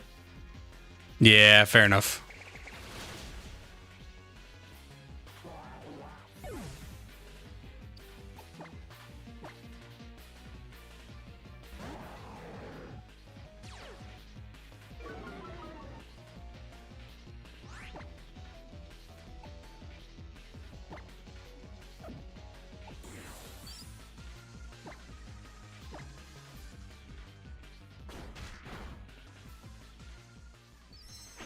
This might be a little overkill.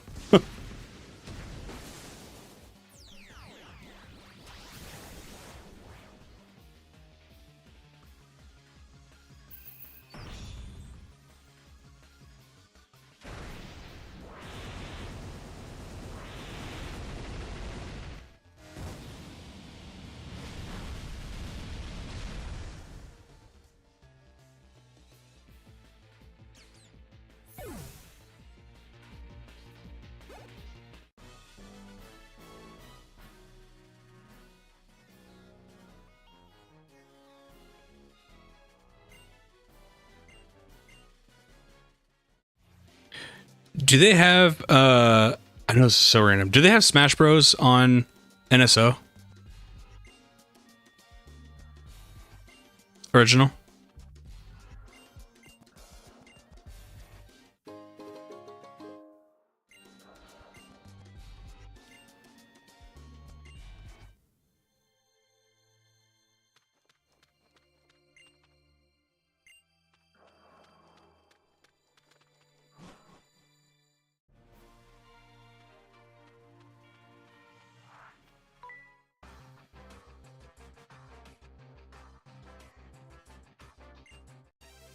They don't? Oh my god, that'd be so, like, because I've been wanting to do a video on that. Not doing like all the Smash Bros, because I'm not really into like fighting games like that, but I'm super nostalgic for the original. I could just emulate it. It's fine.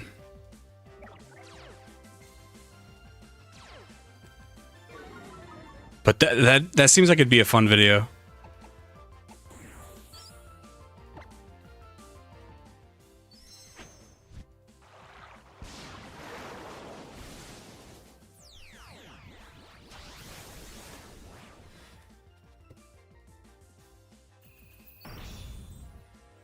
Look how mad Psyduck looks when it's about to do a Z move. He's like, he had like angry eyes.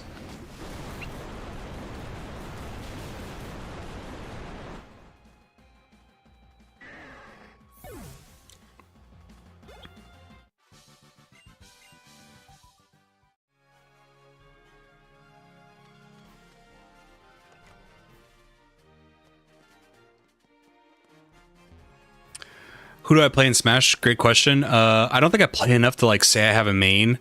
In a completely non-competitive sense, I just loved Link growing up, so I used to play with Link all the time. When I played Smash Ultimate, very briefly, like amongst local people, I played Pikachu. I just love how fast and glass cannon it is. It's just, oh, I love it. Did you see Pokemon made a 3rd-year celebration art and put them out? Some train station in Japan for every Pokemon. If you interact with a Twitter account, they send you a random one. People spamming till they get their favorites. That's so cool. Why does Japan get all the cool stuff?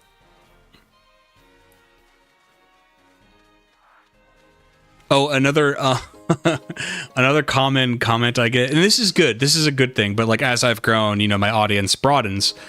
I've been getting a lot of. It seems like, and also YouTube has started. Translating, auto dubbing, and all that stuff. So I'm getting a lot more people from like Latin America specifically, and they're always joking. But when I complain that like, oh, Japan got this and I didn't get this in America, they'll be like, yeah, at least you got these other things in America because we didn't get any of that in Latin America. I'm like, oh, dang, sorry. There was a game series I wanted to see you do in your retrospect style, and I cannot, for the life of me, think of it. Describe it. Let's work it out.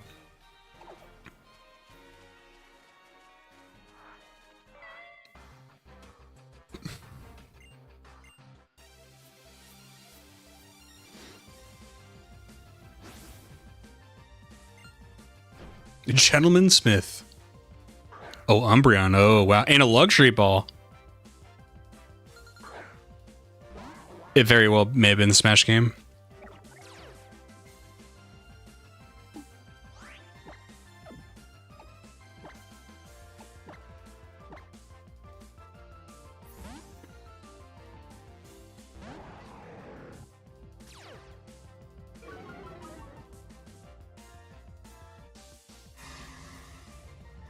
Oh, red and green Joy-Con bundle? That's so sick, dude. I would have bought that.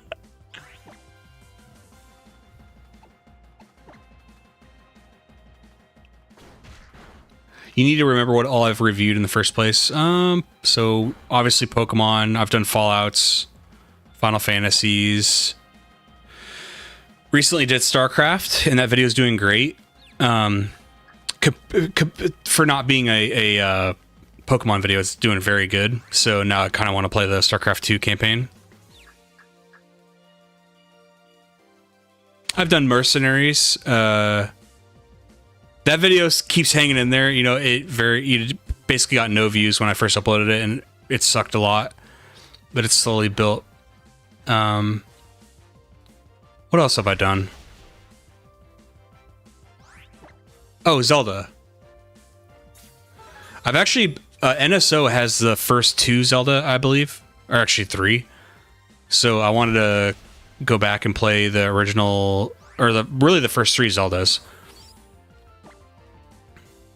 Yes, Interesting Golden said yeah. So the only thing with RPGs right now that I'm kind of like dragging my feet on is building up the Final Fantasy stuff to just hopefully get a general RPG audience. And then I would start doing other RPGs like Golden Sun or Personas. However, the caveat with Persona is I kind of want to start doing Personas now. Oh, Need for Speed Underground 2, yeah.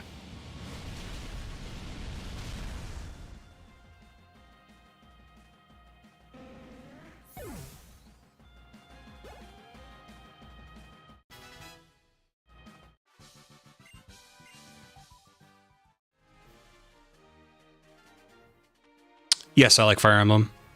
I love Fire Emblem. Hold on. Here's the thing. I love Fire Emblem, but I've barely played the series. That's how much I like it, though. It's like I've played like 2 games, I think, and I very much like them. Same with Advance Wars. Oh, that would be a fun... Sorry, getting all over the place. That'd be a fun video, too. The question is, I think people didn't like the remaster, though, so maybe I'll play the GBA version.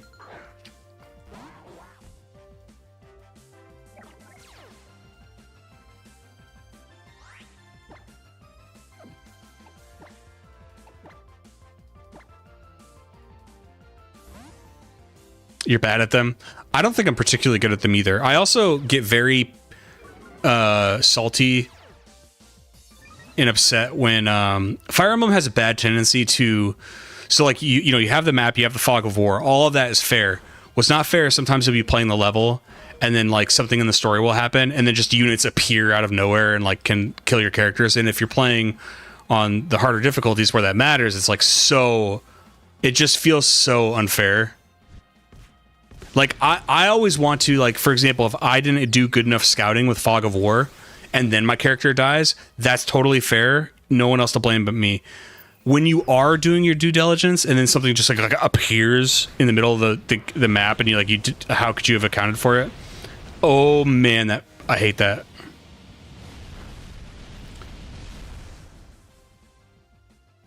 Yes, Lily, exactly. Like if they hint to you in the story that, hey, they've got reinforcements coming around, they'll be here in an hour, you know, video game hour. That's different. I'm cool with that. That's what you wanted to see me do a retrospective of? What? Did we verify?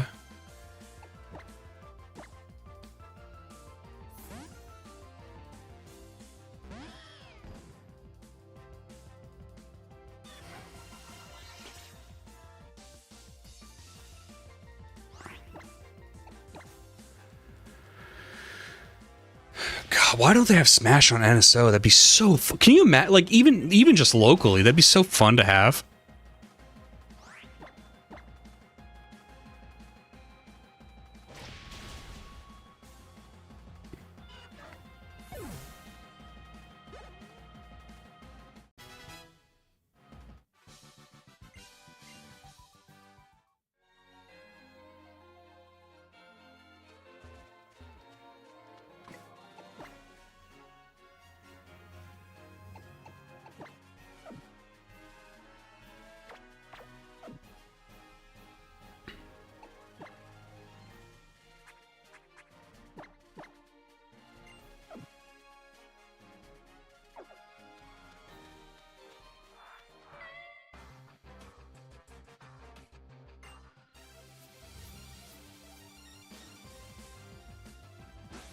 Oh, because by the current Smash, I play that instead. Yeah, I know what you mean because I've used that same logic with Pokemon, but I think the amount of people who would buy Smash to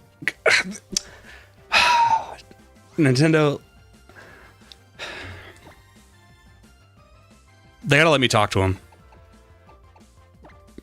I could convince them. You know, Nintendo of America, also in Redmond, Washington. I could drive there right now. Be there in 35 minutes. Probably less than that. Probably right about 30 minutes. I live basically on in the sticks behind Redmond. I've been to the headquarters before. I was interviewing for a job that I actually got. It was to be a video game tester, but it was for a third party that worked for Nintendo. But they got their work in the Nintendo facilities.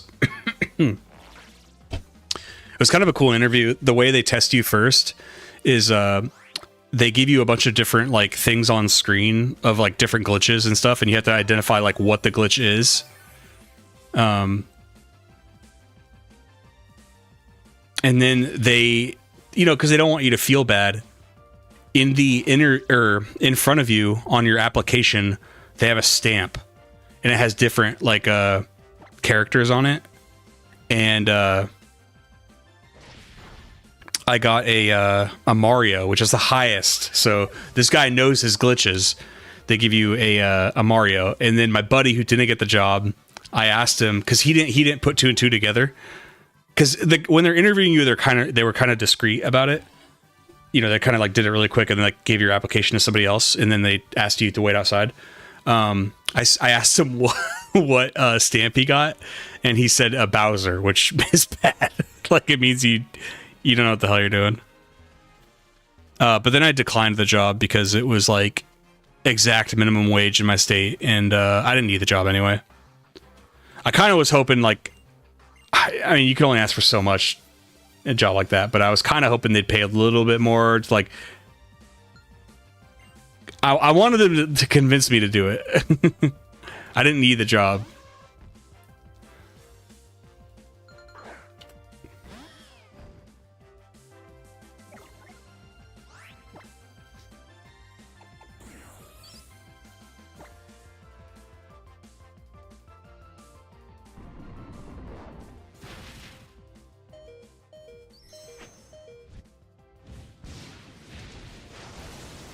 Chad, to answer your question, I'm open to doing GoldenEye.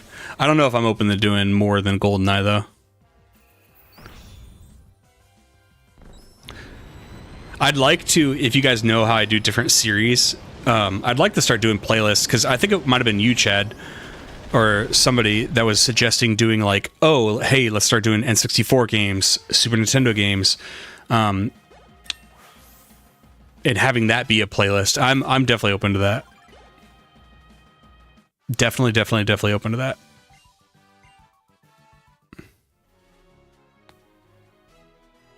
You'd acknowledge glitches as Easter eggs. You're good at avoiding glitches in games. Phantom. Whoa, Phantom is ghost grass, right?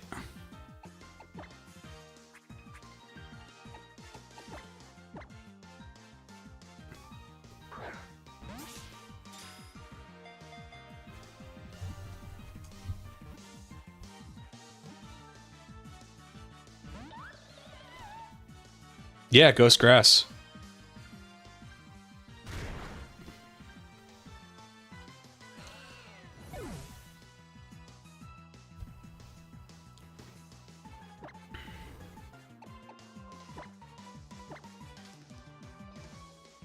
GoldenEye, yeah, I think I'd definitely do GoldenEye in the future. Do you guys, how many of you, either my channel or other people's channels, how often have you been interested in a creator and you go to the playlist tab and click on a playlist? How often do you do that?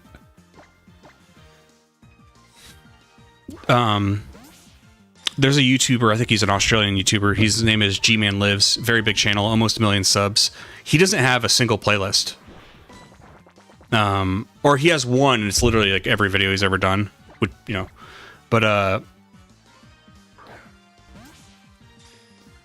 I wonder, I mean, because it can become annoying when you have too many playlists and people are trying to find a certain thing they want, and there's too many options, and it's buried in. There's another channel I like. It's a history channel, but he's got 200 playlists, and some of the playlists have 2 videos, but it makes it hard to find like the playlist I want within his content. So it's like I don't want to go too far into having way too many playlists. And the reason why I'm asking is because, like, for example, if I want to make a playlist for RPGs, I want to put every RPG I can in there. But I also want to do one for SNES. So there might be videos that are in like multiple playlists.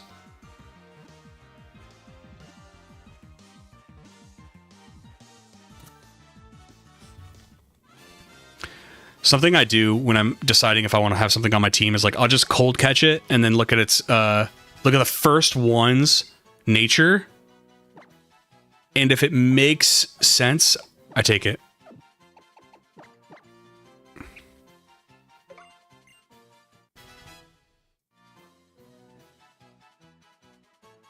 More like filters. There filters. I think there are on the. I think there are.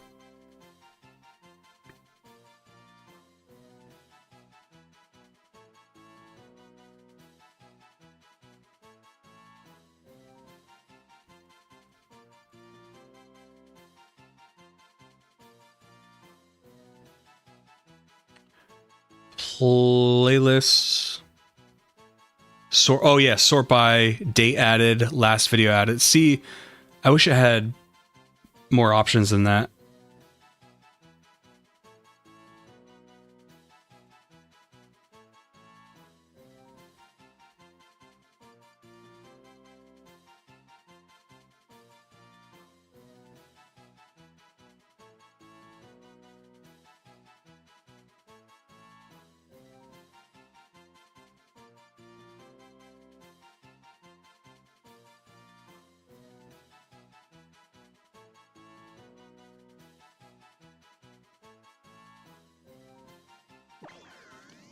With Rockhead.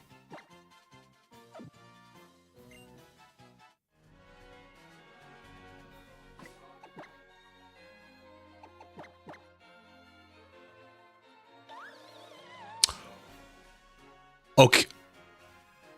Okay, this is I think a very good nature for it. Oh, this is like the perfect nature for it. Oh my god, I think we gotta keep Phantom now.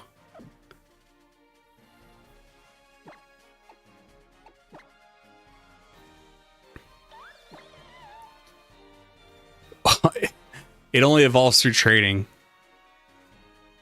I mean, I could trade it to myself.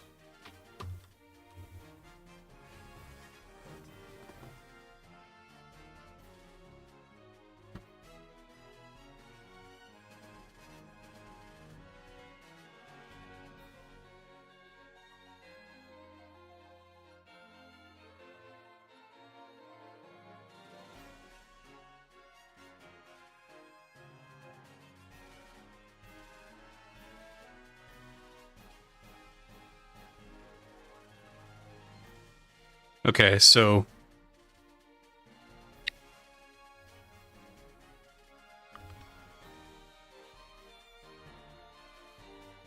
I'm trying to see how many different moves it would learn compared to if I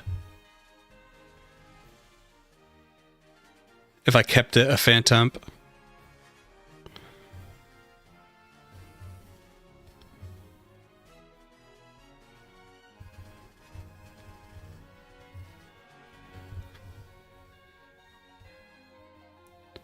Oh, I think it does learn more as a Trevenant.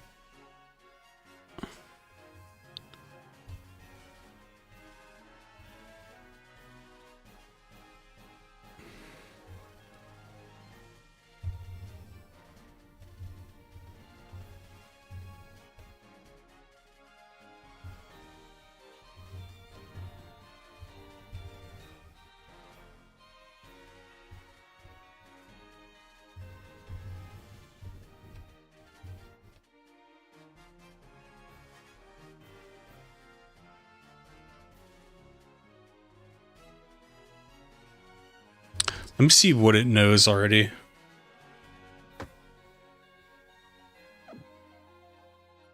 Trading wasn't Gen 6, yeah.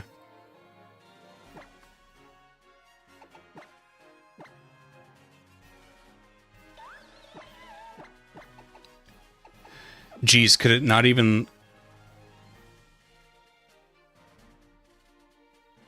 Horn Leech. I need to learn one physical grass move, right? So hold on. It already doesn't know a physical grass move.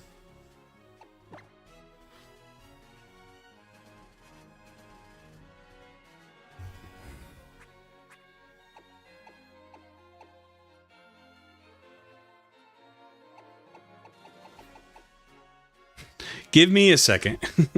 I want to see something.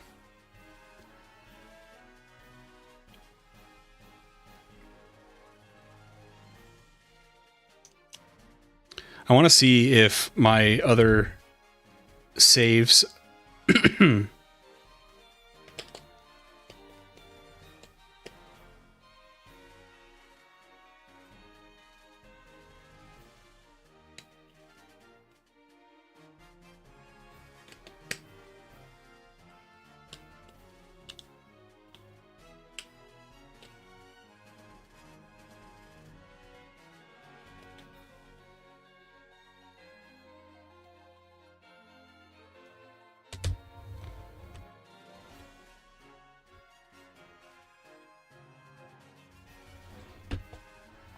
might just be too much work for a lowly Phantump.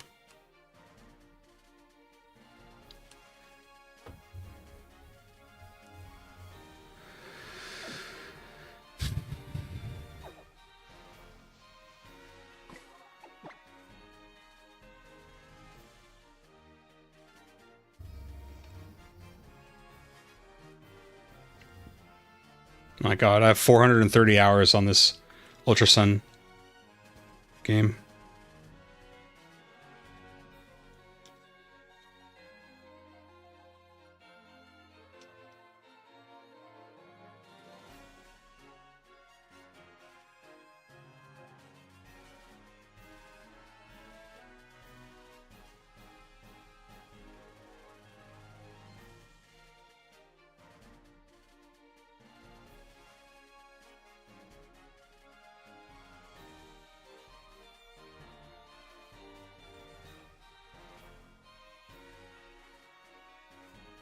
Wow. I couldn't even teach Trevenant a physical grass move. So basically what I'm trying to say is I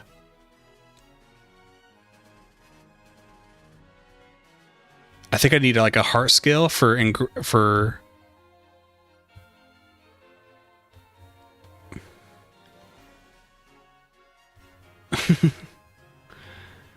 So Trevenant would not learn a physical grass move unless I use a heart scale or something, until level 49.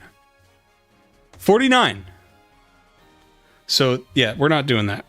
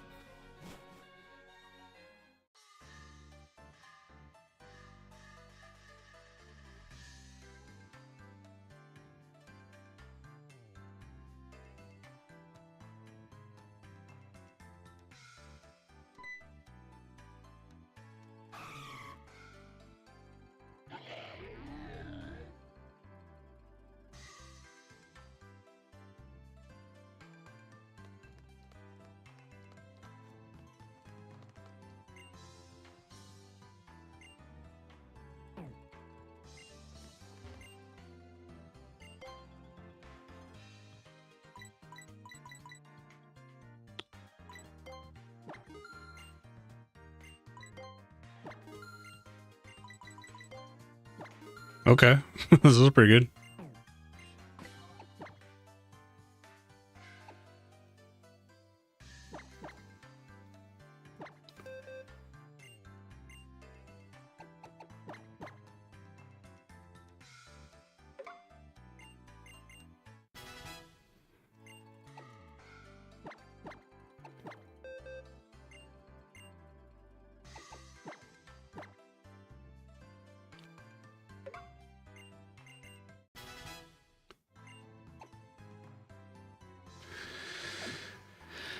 Vanish Shock isn't good for Grimer, because he's physical based.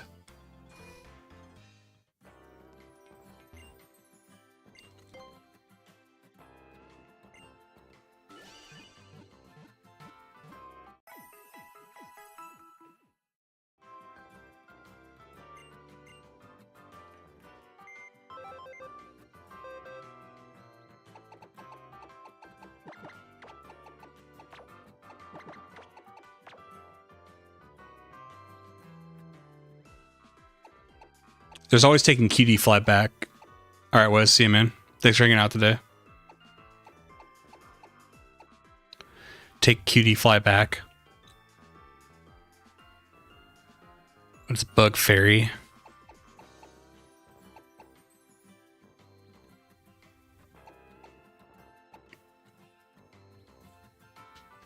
I can wait.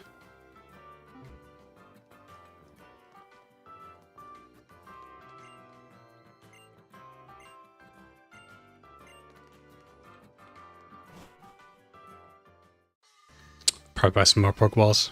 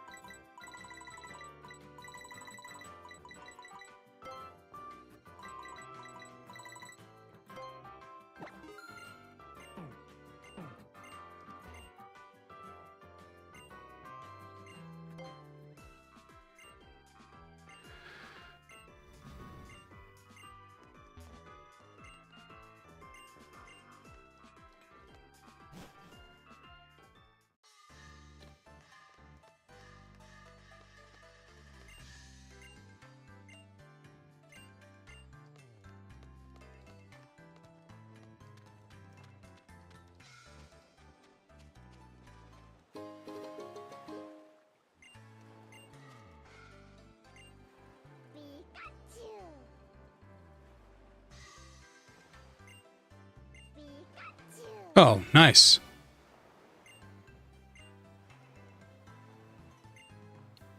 Well, damn, now I want a Pikachu.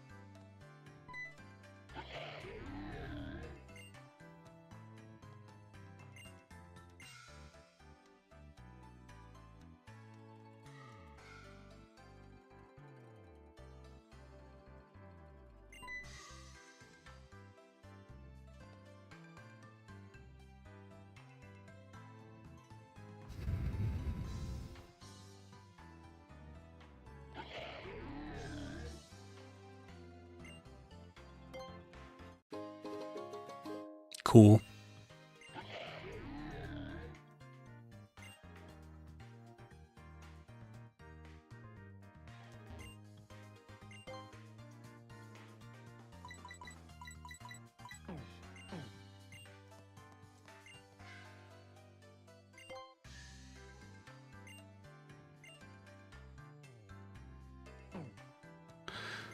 Hold on, which fossils are these? Only one per customer, and that's set in stone. So what do you say? Armor and plume. I forgot which one of these are.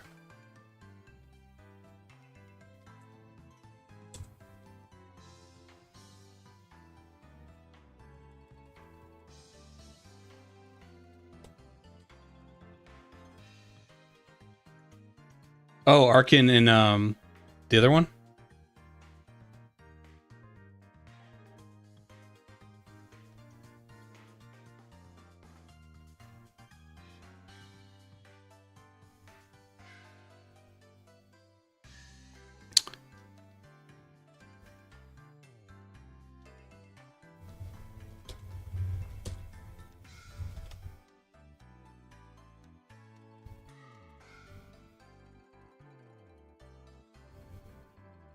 Sheldon. I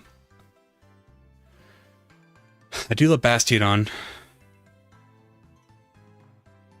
What type is Arkin?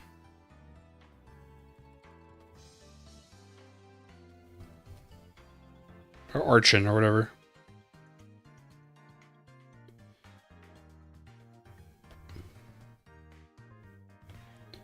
Rock flying. Isn't that like Aerodactyl?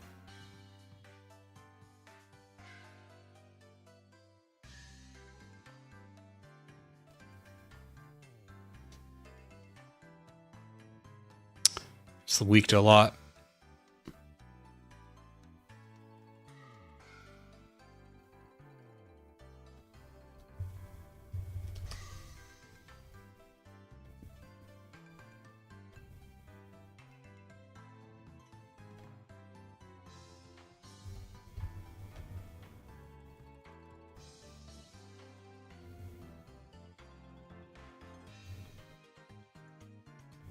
I think I'd rather have the armor.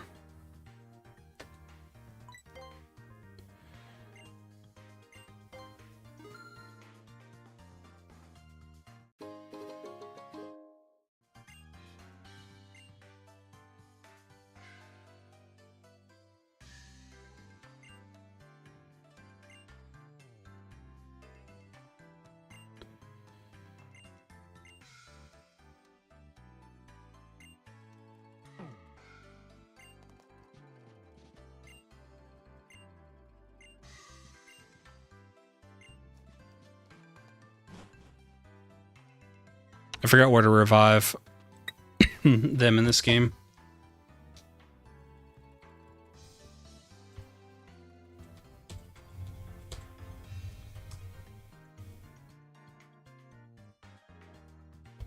Fossil restoration on Route 8. I thought Route 8 is where I just came from, so it's probably further south.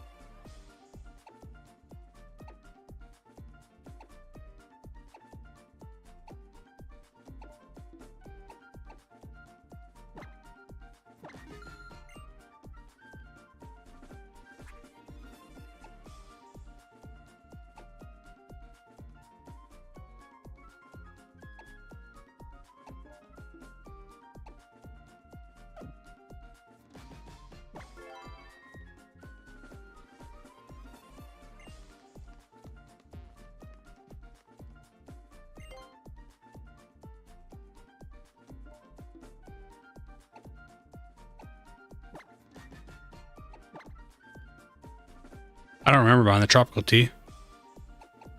I wonder if that was gifted to me.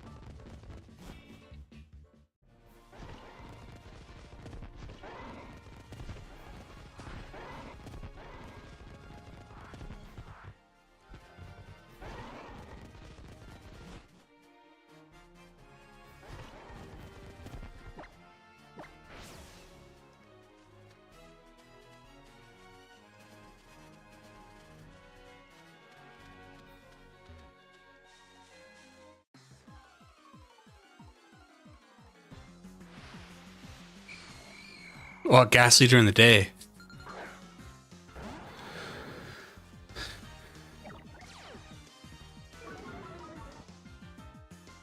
You know what? Let's cold catch this thing. Despite it being an amazing Gen 1 Pokemon that I've definitely used in the past, it still has been a long time since I've used it. Because it's so good that I'm like, oh, you know, it's kind of easy.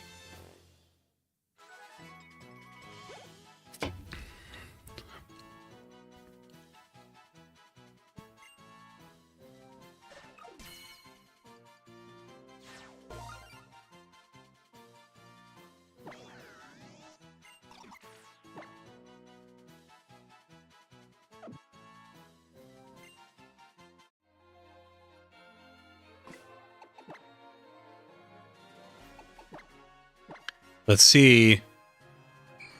Oh my, it's just got a perfect nature.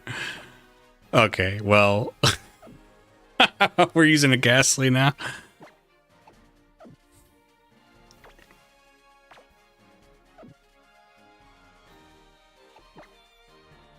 That does mean I have 2 poison types.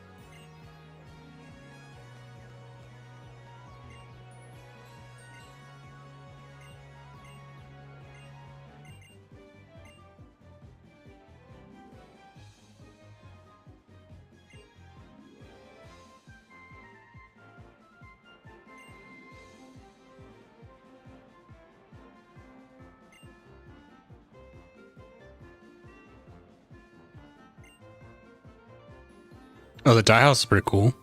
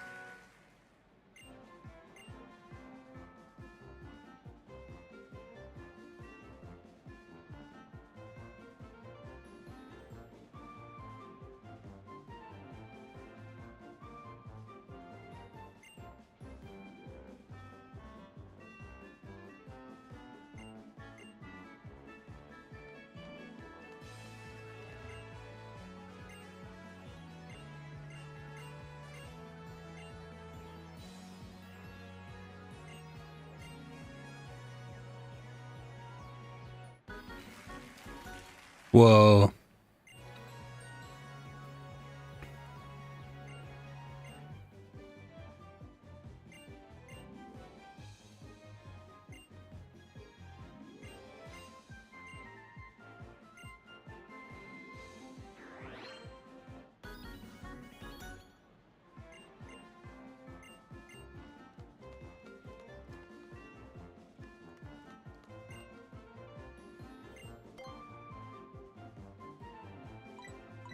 Hmm.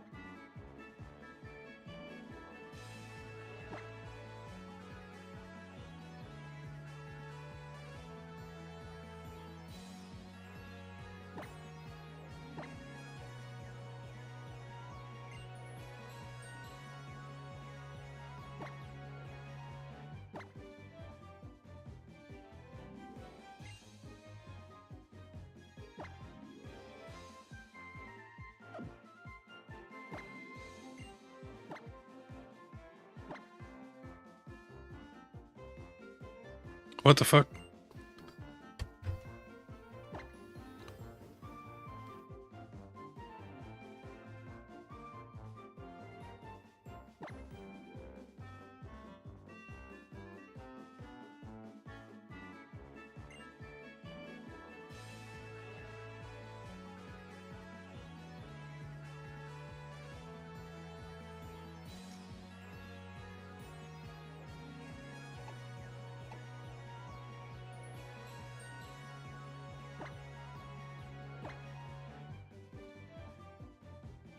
Hmm.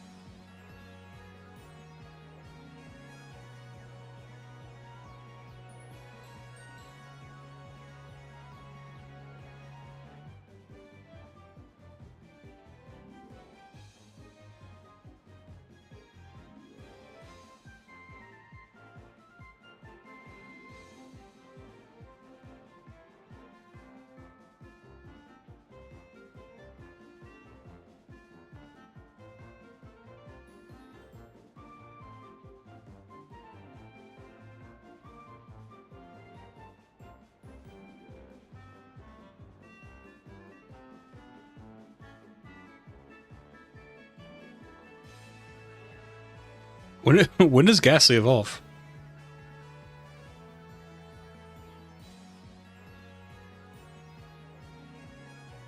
Oh, it's 25.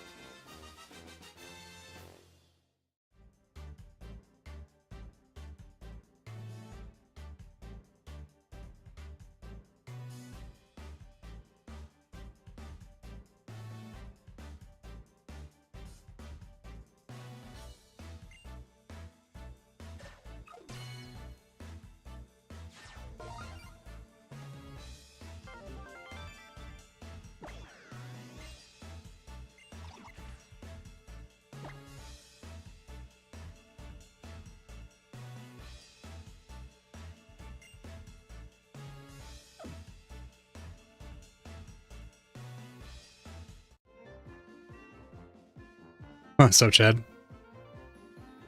Yeah, I don't know if you saw me catch the Ghastly, but I said, you know, I did the cold catch where I just wanted to see what nature it had, and if it had a good nature, I was like, you know, I haven't played with a Gengar in a long time. And it had a great nature, perfect. It was timid, so, like, the best nature. The dex entries are clean, I agree.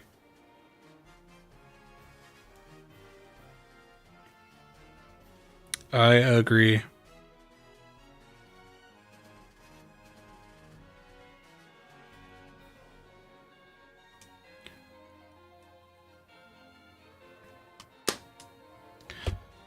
I just traded with myself to get it. I have an Ultra Sun save with like an absurd. It has like 430 hours on it.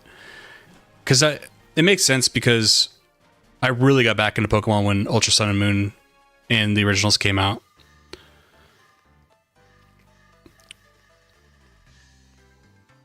I'll talk about it in the video, but I was in Bahrain during all that. Lots of endless hours sitting in a car with AC.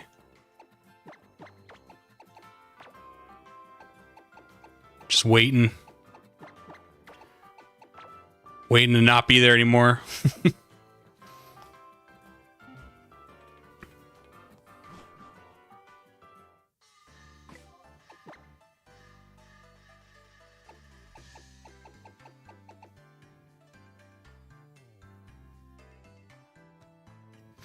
Yeah, I'm not doing the streams. I'm like a little less like in the video. You'll get more of like what has to offer because like I'll have time to cater the information. You know, when I stream, I'm just kind of like I try to just make sure I enjoy it. What's up, Suki?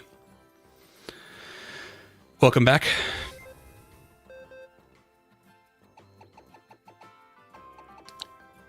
With Gengar, it's like a little bit more redundant to have Psyduck because the cool thing about Psyduck was that it had access to Psychic, or like the typing Psychic when it evolves into a Golduck. So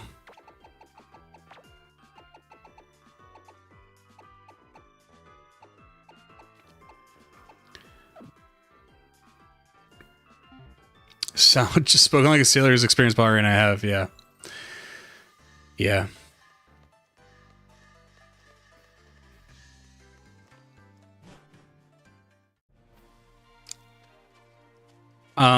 I don't know, Suki. I'm not really familiar with that game, actually, to be honest with you.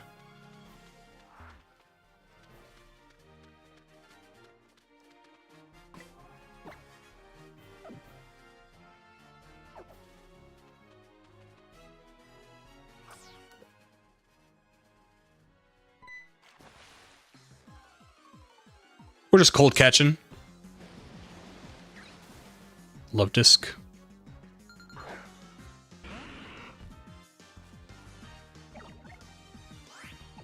No, I've never heard of Explorers of the Sky.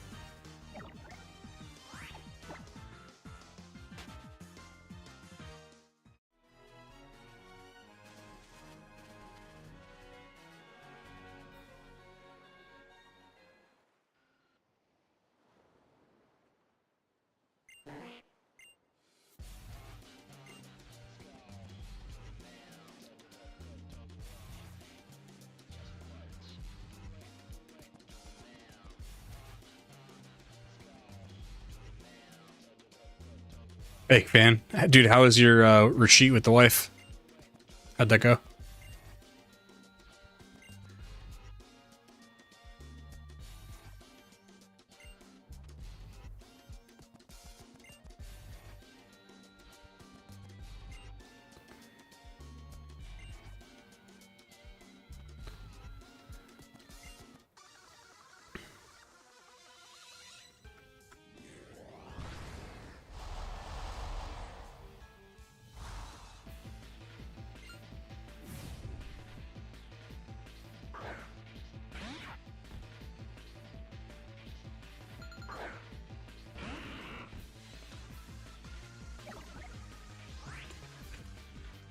Give me a second. I'm doing some video production stuff on the side for the video.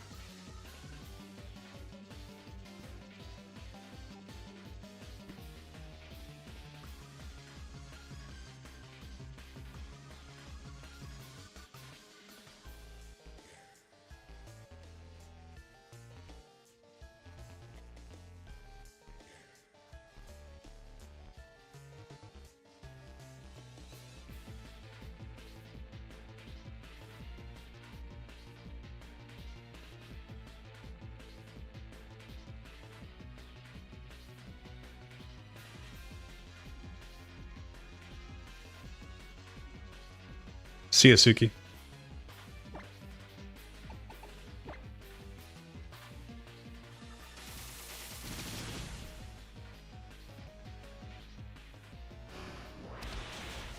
Huh.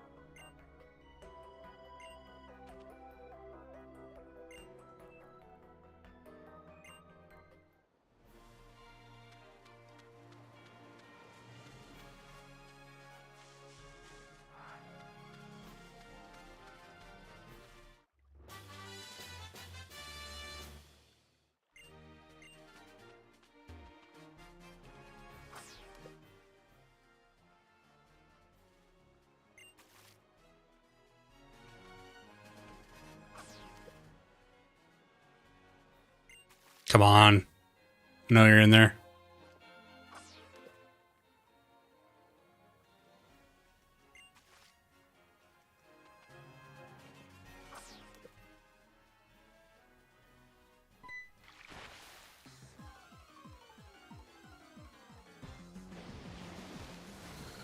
Oh.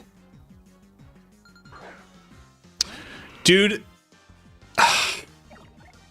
I love this Pokemon so much.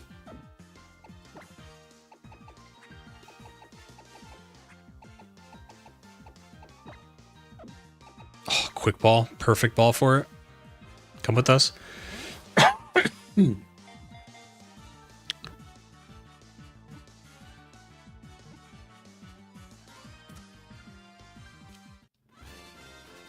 Could this be the new edition?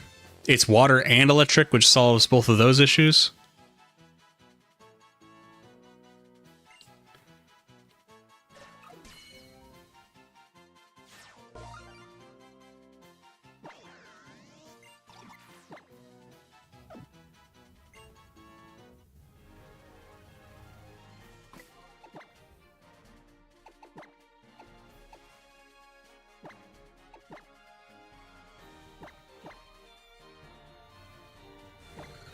Oh, the worst possible nature. Dang.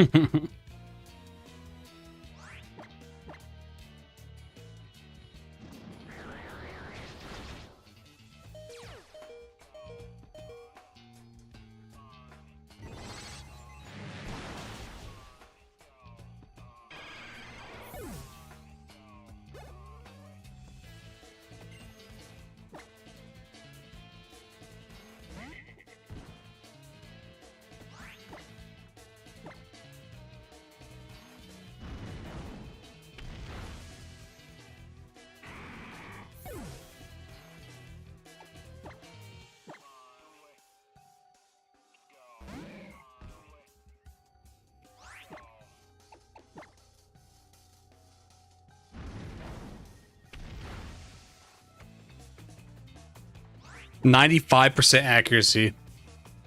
Miss it. Incredible.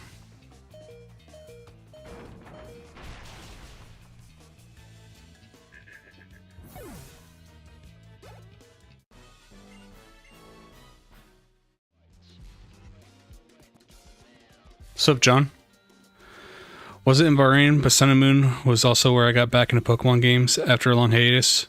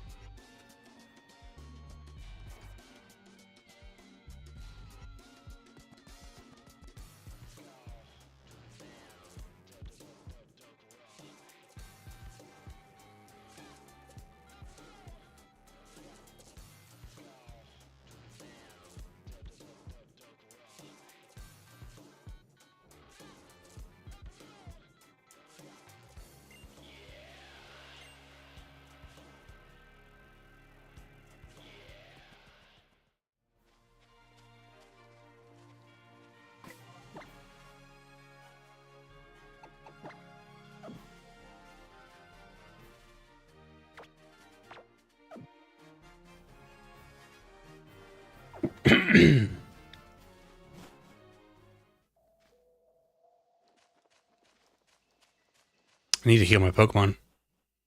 Every time I come down this area, like, I get really beat up and I have to go back.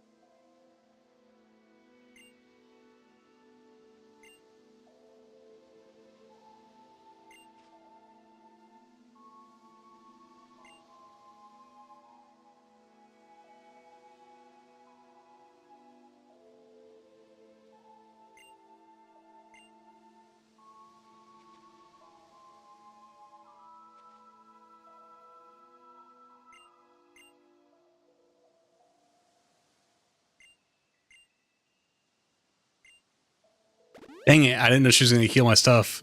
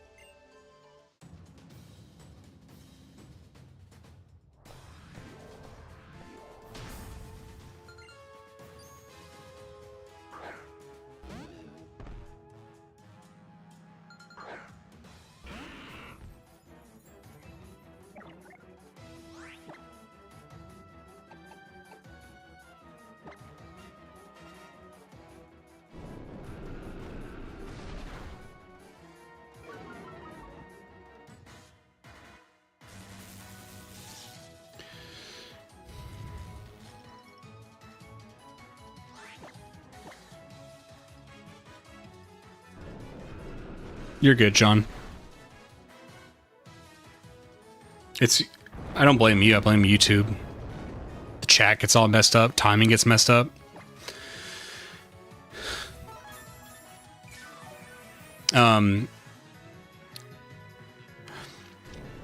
Yeah, I was already kind of like back into Pokemon during Sun and Moon, but I am weirdly nostalgic for it because Sun and Moon specifically came out like, I'll talk a little bit about it in the video, but when I went to Bahrain, I was just coming out of like one of the worst years of my life. Like I went through a breakup and it really sucked because I liked her a lot, and I didn't know how to handle my emotions back then, and like, you know, a lot of young man stuff. Right before I went to Bahrain, though, I was like just getting over it. I had been losing a bunch of weight. I just felt like I had grown up a lot just going through all that. And then I go to Bahrain, and there was a little bit of, you know, some of my past like was brought up when I went to Bahrain, and it wasn't really fair. But then over time, like I turned everything around, and everybody like really liked having me there and stuff. And there's just a lot of personal growth going on, a lot of cool stuff. And then by the time Bahrain was ending, it was like I was way over the breakup. In fact, that girl, like, after not talking to me for like a year and a half, like wanted to get back together with me while I was in Bahrain. And anyway, right when Sun and Moon was coming out, I was in my last week of Bahrain. And it was like, just life was on such a high, and like, I just felt great about everything in life. And then Sun and Moon came out.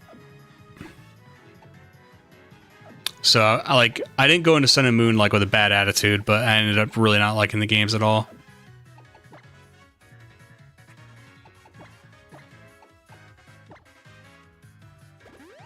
Hold on. Not liking them at all is a bit harsh. I think I was definitely more... My negative sentiment comes a lot more from knowing that Ultra Sun and Moon came out and they were like really lackluster.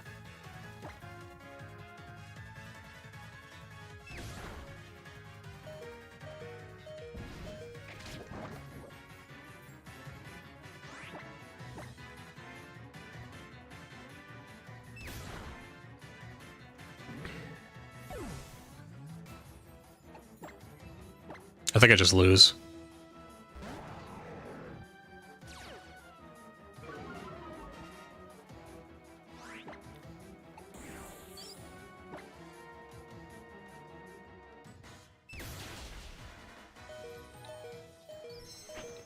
Okay, maybe not quite.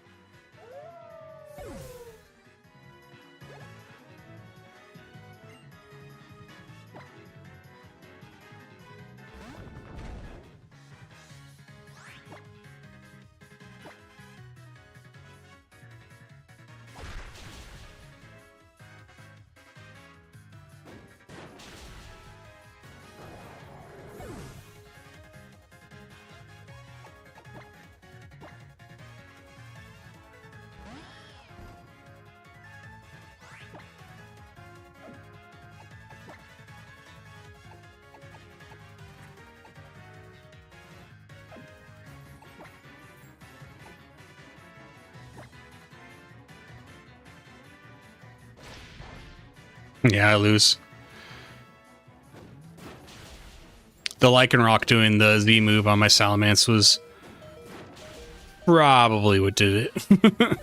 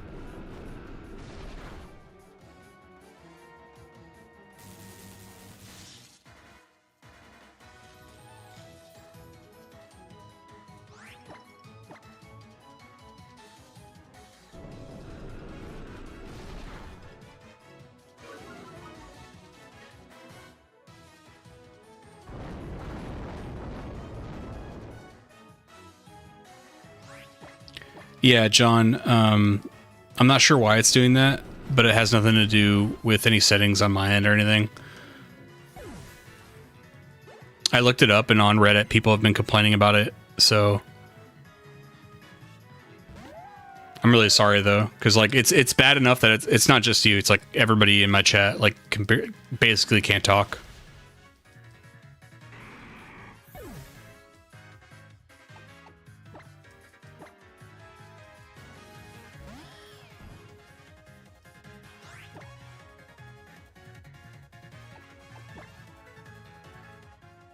There we go.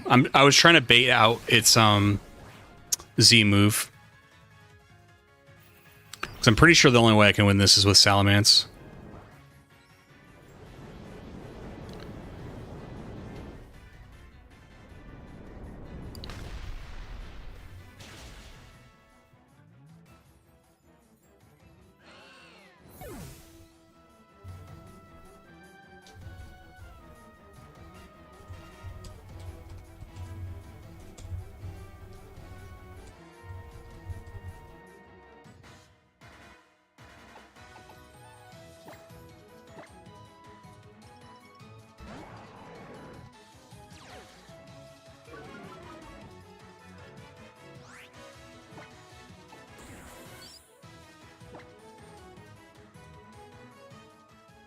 Wow, they missed. They should have perhaps waited to release Sun and Moon and just had Sun and... Yeah, I agree. Like, Ultra Sun and Moon did not have enough changes to warrant. Like, they didn't even go back to the like original upper version thing, right? So Black and White 2 set a standard of like sequel entries to a base game, right? So we had already entered a new era, because anybody who's like, well, look at like Emerald and Yellow and Crystal, they barely added anything. True, but there also wasn't two different copies. And it was also in an era before Black and White 2. Black and White 2 set a really high standard, and they failed to meet it. But they wanted to sell two versions of it, knowing that people would buy both. Like me.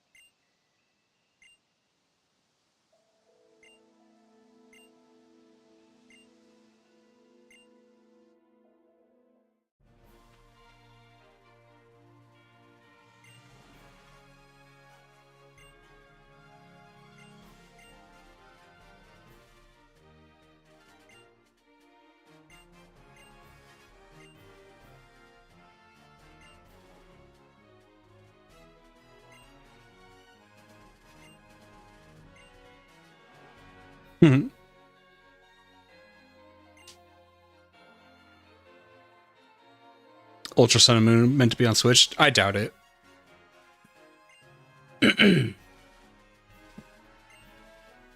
I don't think they would have had a upgrade version separated by a generation like that. It's not like it would, it's not like it would have been a remake, And even if it did, like, why invest so much dev time into a game that's essentially the same? Like, if they were going to overhaul it, I don't think that was ever in the plan. If we look back, I actually kind of vaguely remember there was like a weird gap period, like right before the Switch was coming out. They probably just wanted like one more game to top it off before they were developing the Switch game. So that's probably why. I mean, the Switch probably negatively affected a release being Ultra Sun and Moon.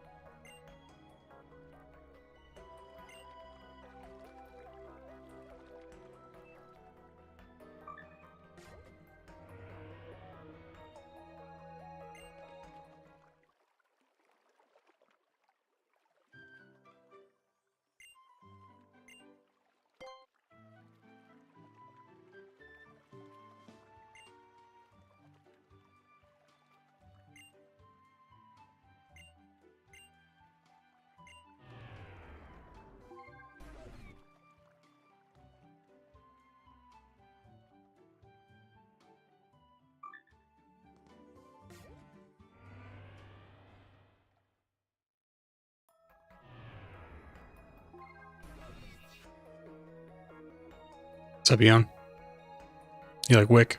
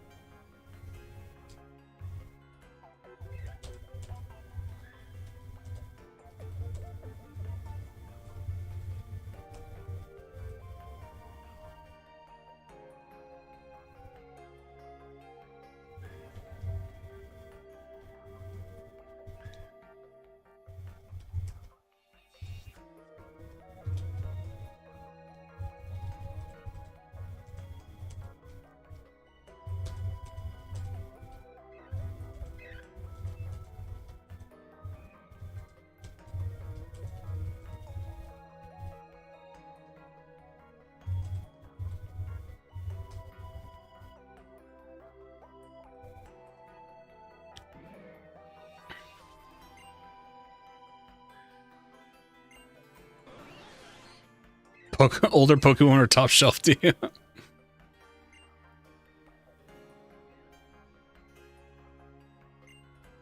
Oh my god. Poor Corsola.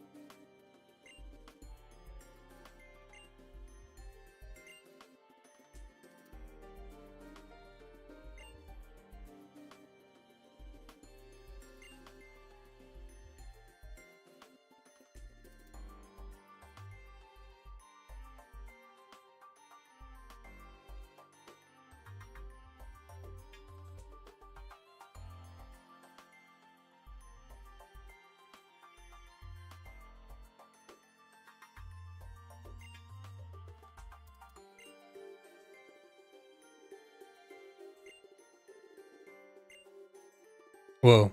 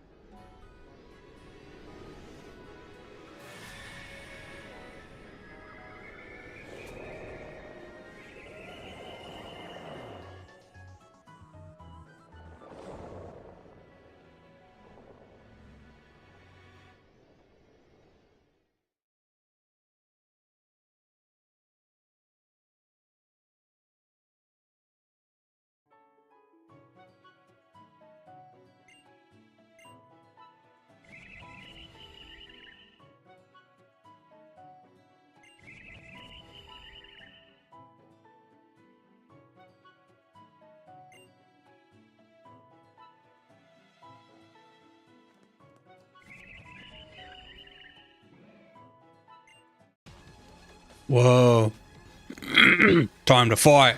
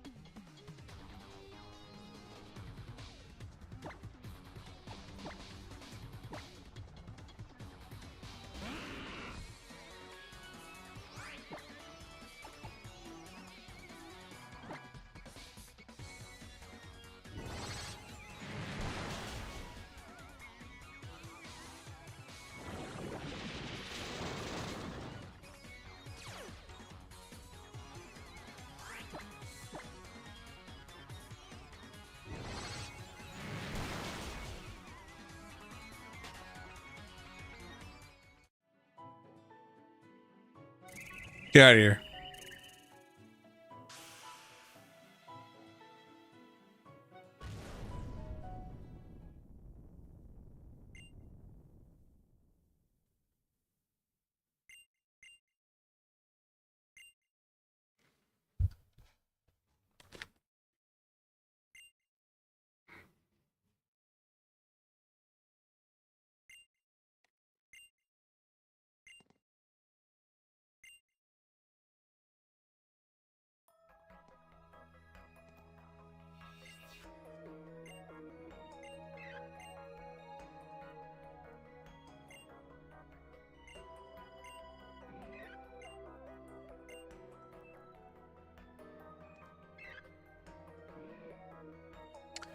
Really? I didn't know Del Taco was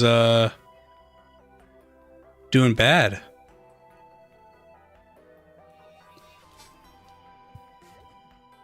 Were you a frequenter? 14 locations, bankruptcy within last year. Wow.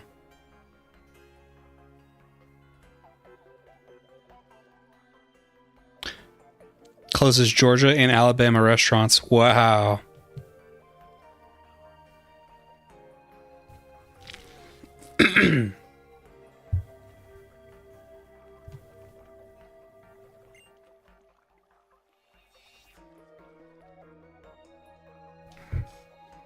In the same article I found, they're talking about how Texas Roadhouse is doing amazing.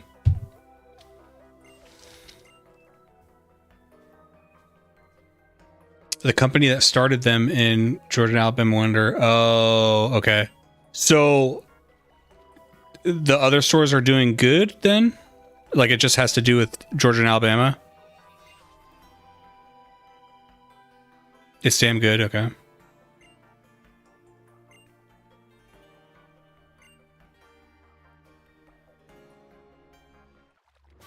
That's a great TM, thank you.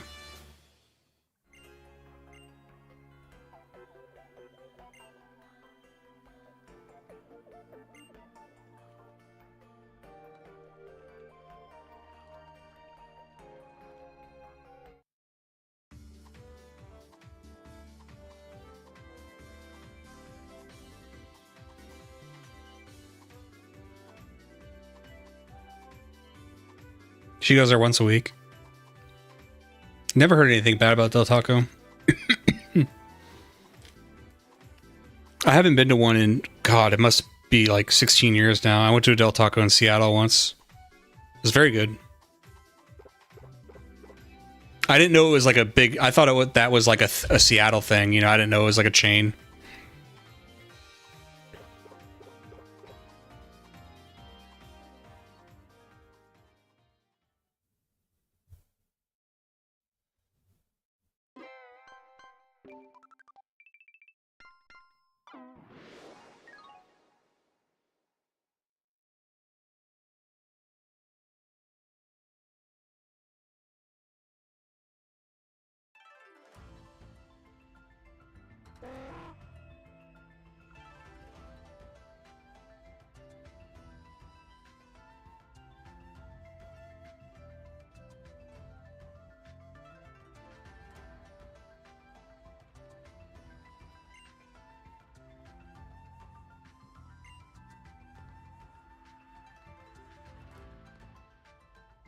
Took away potatoes.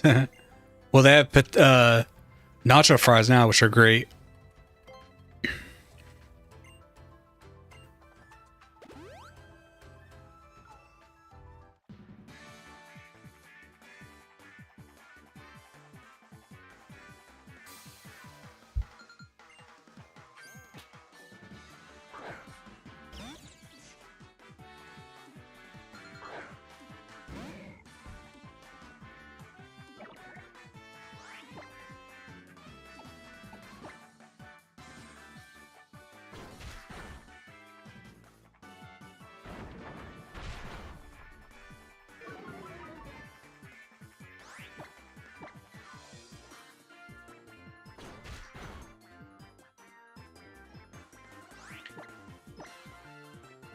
This is so bullshit. Dude, the game straight up lies about chances. I've missed 3 rock tombs today. It has a 95, and I've only used it probably like 5 times. It has a 95% chance to hit.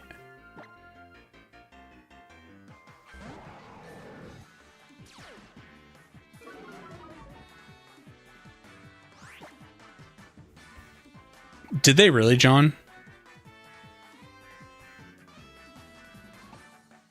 I don't remember that.